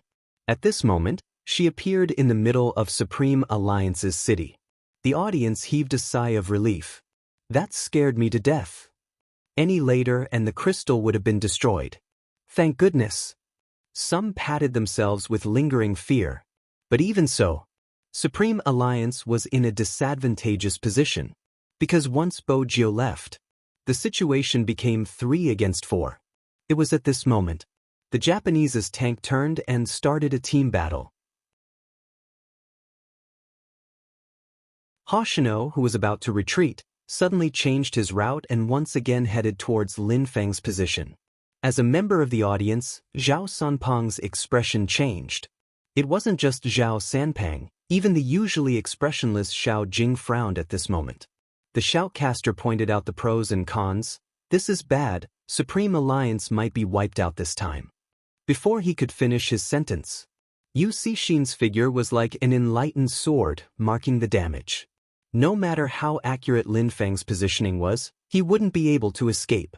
But just like what Coco had said, they had underestimated Supreme Alliance. Just before Lin Feng died, he released the last attack, reducing the archer who was walking over to a sliver of HP. This allowed Qin Mo to set up an electric formation when he neared. It didn't just slow down everyone's movements, it also took a person's head. 1 for 1. It had to be said that Lin Feng's positioning was beautiful. He circled the Japanese's archer. That person only realized that he had underestimated his enemy after he died. But this didn't stop the Japanese's attack. And there was one thing. The Japanese's archer had a chance to revive after he died. But Lin Feng was gone. Everyone was well aware of this. But compared to this, what they were more afraid of was the possibility of their team being wiped out. Because everyone knew that compared to the Japanese's archer, Yu Cixin and Hoshino were more difficult to deal with.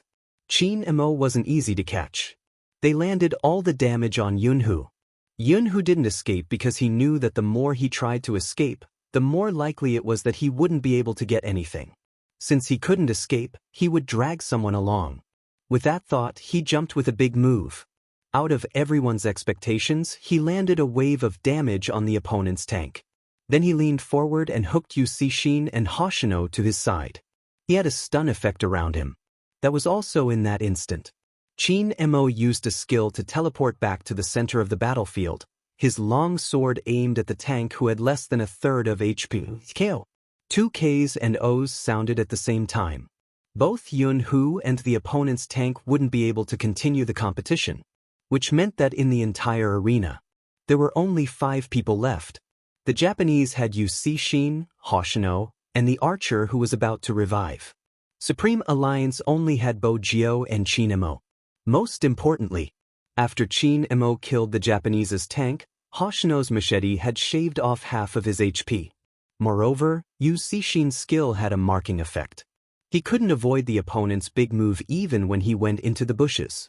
This time, Qin Mo won't be able to make it. Spade Z was still too far away. The minions had just been cleared. At this time, even if he jumped over the wall, he wouldn't be able to rush back. And Qin Mo, who had less than a third of his HP, had to face Yu Cixin and Hoshino. Shui Yaoyao didn't dare to watch for a moment. Her fingers trembled as she closed her eyes. Just as everyone thought that the competition was about to end, Qin Mo's figure suddenly disappeared in front of their eyes. That was a skill teleportation. It was as though ashes were suddenly ignited. Everyone sat up straight, watching the scene in excitement.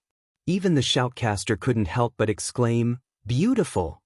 But Yu Cixin couldn't let Qin Mo escape just like that. He changed his direction and flew towards him. But Qin Mo wasn't prepared to fight with him. His slender figure skimmed towards the bottom lane. Hoshino seemed to have predicted this. He was one step ahead of Qin Mo and waited there. He was about to strike with his machete. Suddenly, another figure appeared in front of him. The long spear rose up and he was lifted into the air.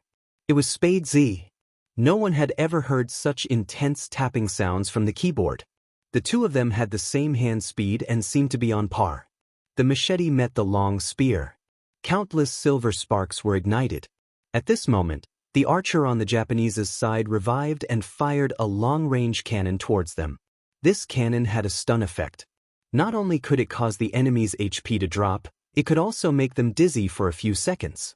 Even Bo Jiao couldn't avoid this move. Yu Cixin took the opportunity to use his big move to mark Spade Z's HP. 2 with low HP against 2 with half HP and the opponent's archer. Supreme Alliance was probably going to be wiped out.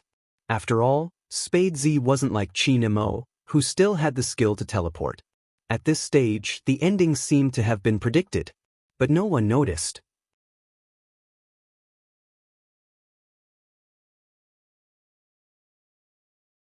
Chapter 1376. Her hand speed was so fast that it was dazzling. No one could see what she did. They thought she was escaping. But the screen didn't show it. It seemed like it was too late to escape. Even when Qin Mo turned sideways and used the sword formation to slow Hoshino down. But at this moment, Yu Cixin activated his big move. A mark damage and the long knife went straight for Bo Jiao. The figure in front of him lay down. The fans suddenly fell into silence. Even Shui Yaoyao's expression was blank. The current situation was already very clear. It was originally 3 against 2. If Bogio died, Chi Nemo wouldn't be able to hold on. If Bogio died, Chi Nemo wouldn't be able to hold on. Supreme Alliance was really going to lose. Even the shoutcaster felt regretful. He was about to take the microphone and make the final conclusion. Mei Lin said bluntly, "There's no need to continue fighting, even Chi Nemo can't escape." At this moment, everyone felt the same. But in the next second, the fans, who had their shoulders slumped, seemed to have been injected with adrenaline. They straightened their backs and stared at the screen. The figure that was lying down stood up again. Revival armor. Almighty Z used a revival armor just now. As expected of my big spade, you're so handsome. Melinda was even more stunned. After all, a resurrection armor would require a change of equipment. When did Spade Z show off her skills? Mei Lin didn't have a thorough understanding of Supreme Alliance. Did she really think that Spade Z had been playing at the side ever since the competition started? She wasn't called the FC King of Zone C for nothing. Chi Nemo seemed to have expected her revival. He didn't escape. Instead, he used a teleportation skill and flashed behind Yu Cixin. Wait a minute, Chi Nemo's HP is low. What else is he trying to do? What else was he trying to do?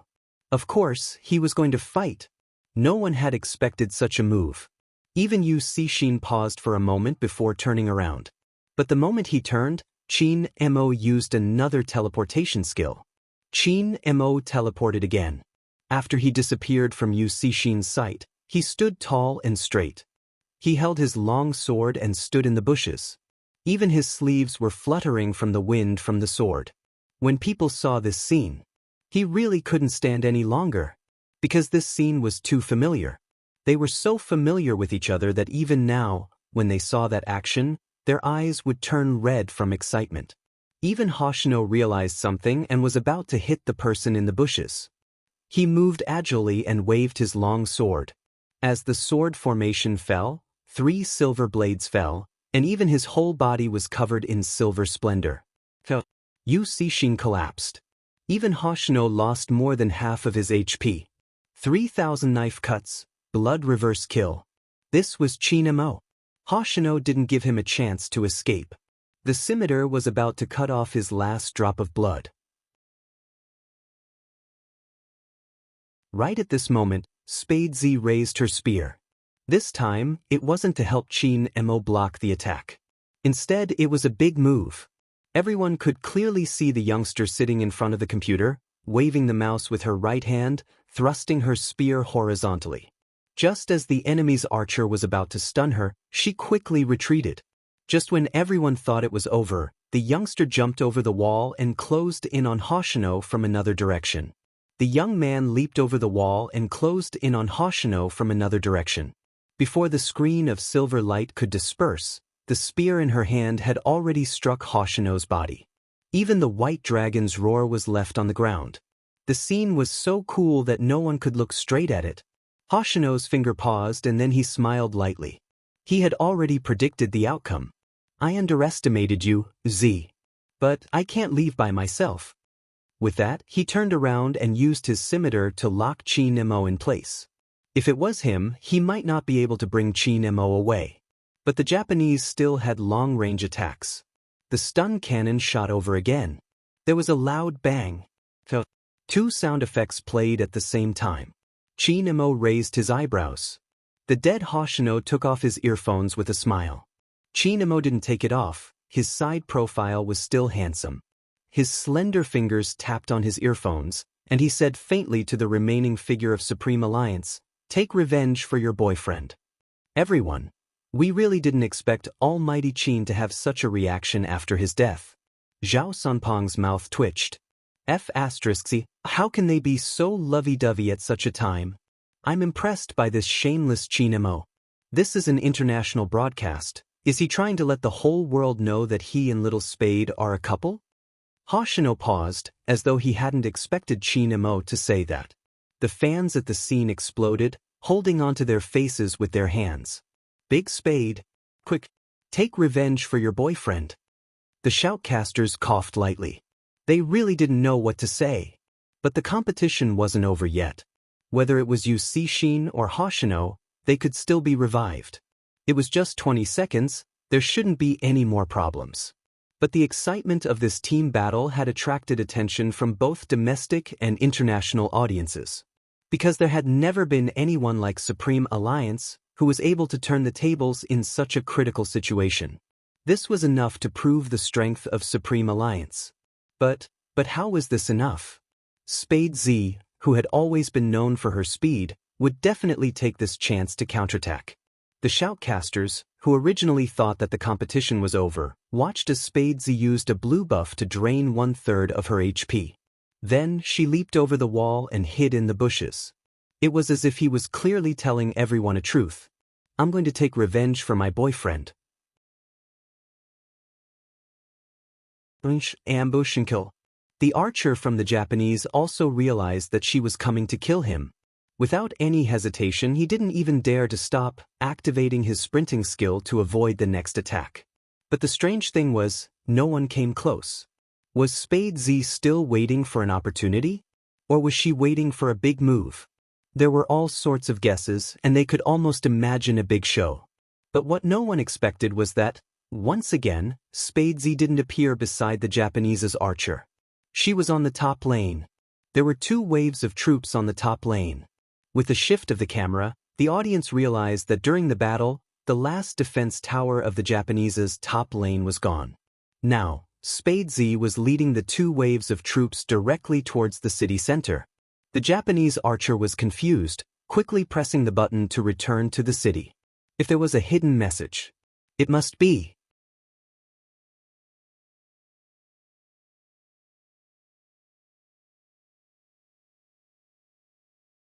Chapter 1377. If the previous competition had been a competition of skills and judgment, then now it was a competition of time. Now it was a competition of time. The usually calm Japanese club manager couldn't help but stand up at this moment. Needless to say, all the fans who were watching this competition. Hurry, hurry, hurry. That was the only thought in everyone's mind. The Japanese archer's return to the city sign was still turning. He couldn't wait to appear in front of the Crystal City. He's here. The shoutcaster got excited when he saw the archer arrive in time. Right at this moment, Spade Z brought the troops to the center of the city. But it was obvious that it would be difficult for her to push down the city. It was simple. It would be difficult for her to attack the city with less than half her HP. After all, she wasn't a tank or an archer. She wouldn't be able to withstand such heavy damage, and she wouldn't be able to carry out long-range attacks. Moreover, Yusishin would revive in 12 seconds. Hence, it was best for Spade Z to retreat and wait for Chinemo to revive before fighting again. This was a thought that anyone would have. But that didn't include Bojio. Just as the Japanese were prepared for her to retreat, Bojio appeared.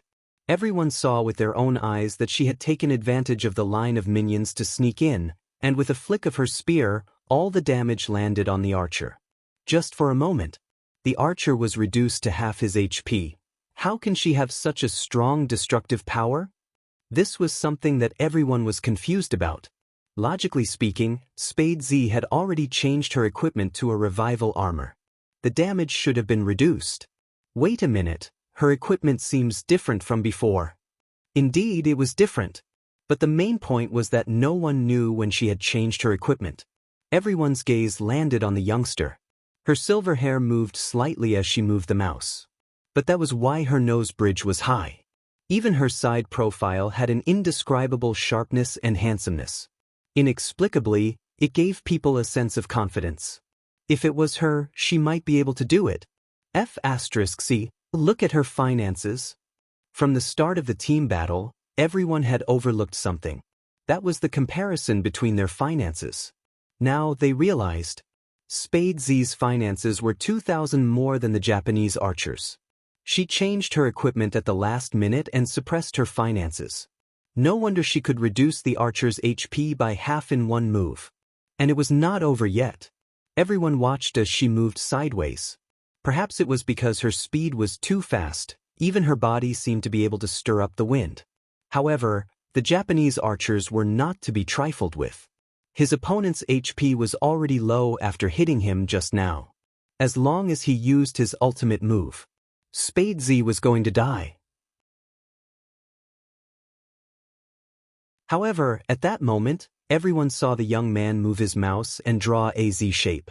His spear went up and went straight for the shooter's back. The cannonball was fired, but the target had disappeared. Not only that, more importantly, Spade Z's goal had never been to kill him. Because the spear was raised, she took advantage of the fact that there were only 2 tank soldiers left and directly attacked the crystal. Gotcha.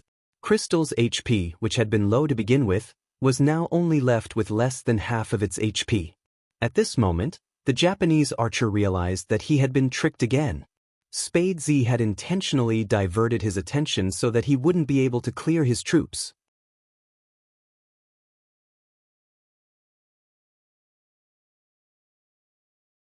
Chapter 1378. He wanted to clear the line of soldiers. However, to everyone's surprise, Spade Z didn't give him the chance. She lifted her spear again. The dragon roared and only 2 words rang through the screen. It was a different weapon, but she used the same tactic. Counterattack with low HP, 3,000 silver lights fell. Bo Gio didn't stop holding the mouse. 3 seconds. 2 seconds. 1 second. Just as everyone was wondering why she jumped in front of the Japanese spring, Yu Cixin was revived. He dashed out. However, at this moment, Bo Gio used her spear to block. What is Spade Z doing? She will definitely die. Indeed, Yu Cixin only used a big move to mark her. He would be able to kill Spade Z instantly. However, the moment his blade landed, a loud collapsing sound could be heard on the screen. Following the shattering of the crystal, each piece was like a piece of glass with a silver brilliance. Faintly, the chanting of the white dragon could be heard. Everything was still, including the movements of the hero that Yu Cixin was controlling. In the game, Bo Gio was still stepping on the silvery white dragon shadow that fell from her spear. Just like a youngster isolated, swoosh, countless 3D stereoscopic sound effects surrounded the surroundings. 2 words appeared at the same time. Victory. In that second, the entire arena was silent. Their breaths seemed to be rushing through their chests. Their minds were still filled with the suppression of the line. They could even hear the sharpness that burst forth from the youngster's body, bringing with it a sharp light that swept through the army. Along the way, everyone's sadness and laughter stopped at this moment, until Bo Gio reached out to remove her earphones. Her lips were slightly curved. Deafening cheers rang through every corner of the bird's nest. We1? Feng Shang was still in disbelief. Lin Feng was the first to stand up. He ran towards Bo Gio, who was still sitting on the chair. This time, even though he knew that his captain was beside him, he couldn't control his hands. Even Coco and the others lifted Bo Gio up into the air. Bright laughter came, accompanied by unforgettable emotions. Everyone's reactions were the most realistic. In addition to the applause, the fans covered their mouths and their eyes reddened from being moved. Only those who had traveled together with him would understand. It wasn't easy. It would be great if they could win. A fan whispered, "Sister Turtle, I want to cry." "Idiot, why are you crying? You should be smiling now." However, when she said this, the voice of the businesswoman was hoarse. "Can you understand? One day, we let the tears break the dam. It wasn't because she was sad. It was because he was touched. Because at this moment, everyone standing in front of the screen was witnessing their glory. Many people still remembered it.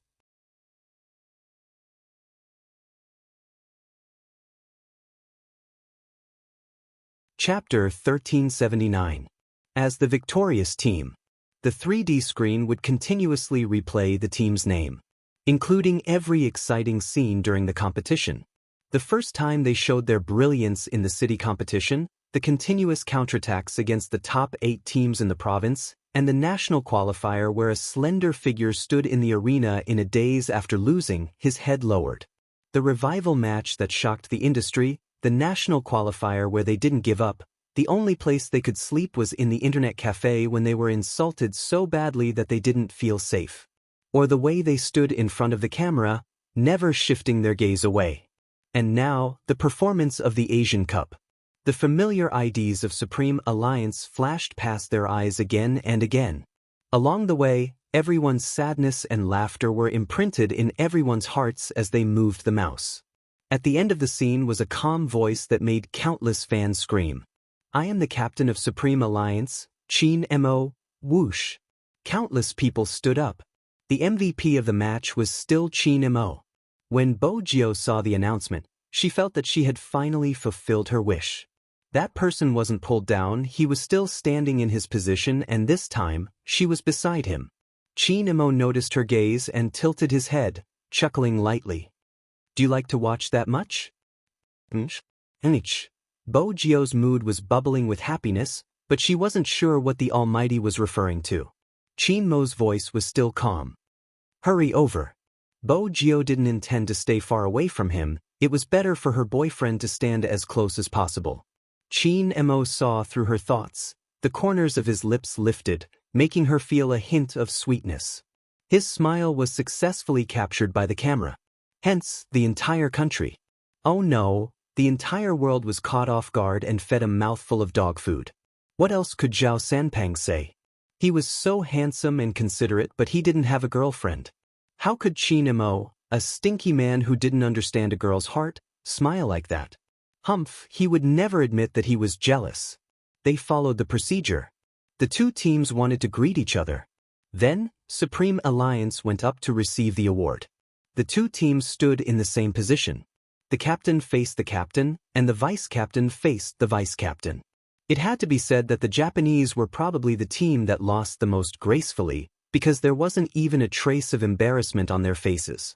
On the other hand, the club's manager was on the verge of breaking down. He did not pay any attention to the interview. Until now, he still did not believe that their team would lose. Not to mention Mei Lin, who was already dumbfounded. She had come specifically for the Japanese and had previously stepped on Supreme Alliance. How was she going to salvage the situation now? You see, Shin brought his team members over and stretched out his hand. His face was handsome and devilish. Even his voice didn't change. "We'll fight again next year." Chin Mo replied faintly. The relationship between the two of them could not be considered friendly. Even though they were all very polite. Hoshino's side was different. He didn't shake hands. Instead, he leaned forward and did something that no one expected. "You're tuning in to the Passion Pages YouTube channel. We're so grateful for your support, and don't forget to subscribe to join us on this incredible journey through captivating stories. Your generosity through donations truly makes a world of difference, as it's the primary source of revenue that allows me to expand and enhance this channel for you. Thank you from the bottom of my heart for being a part of this adventure."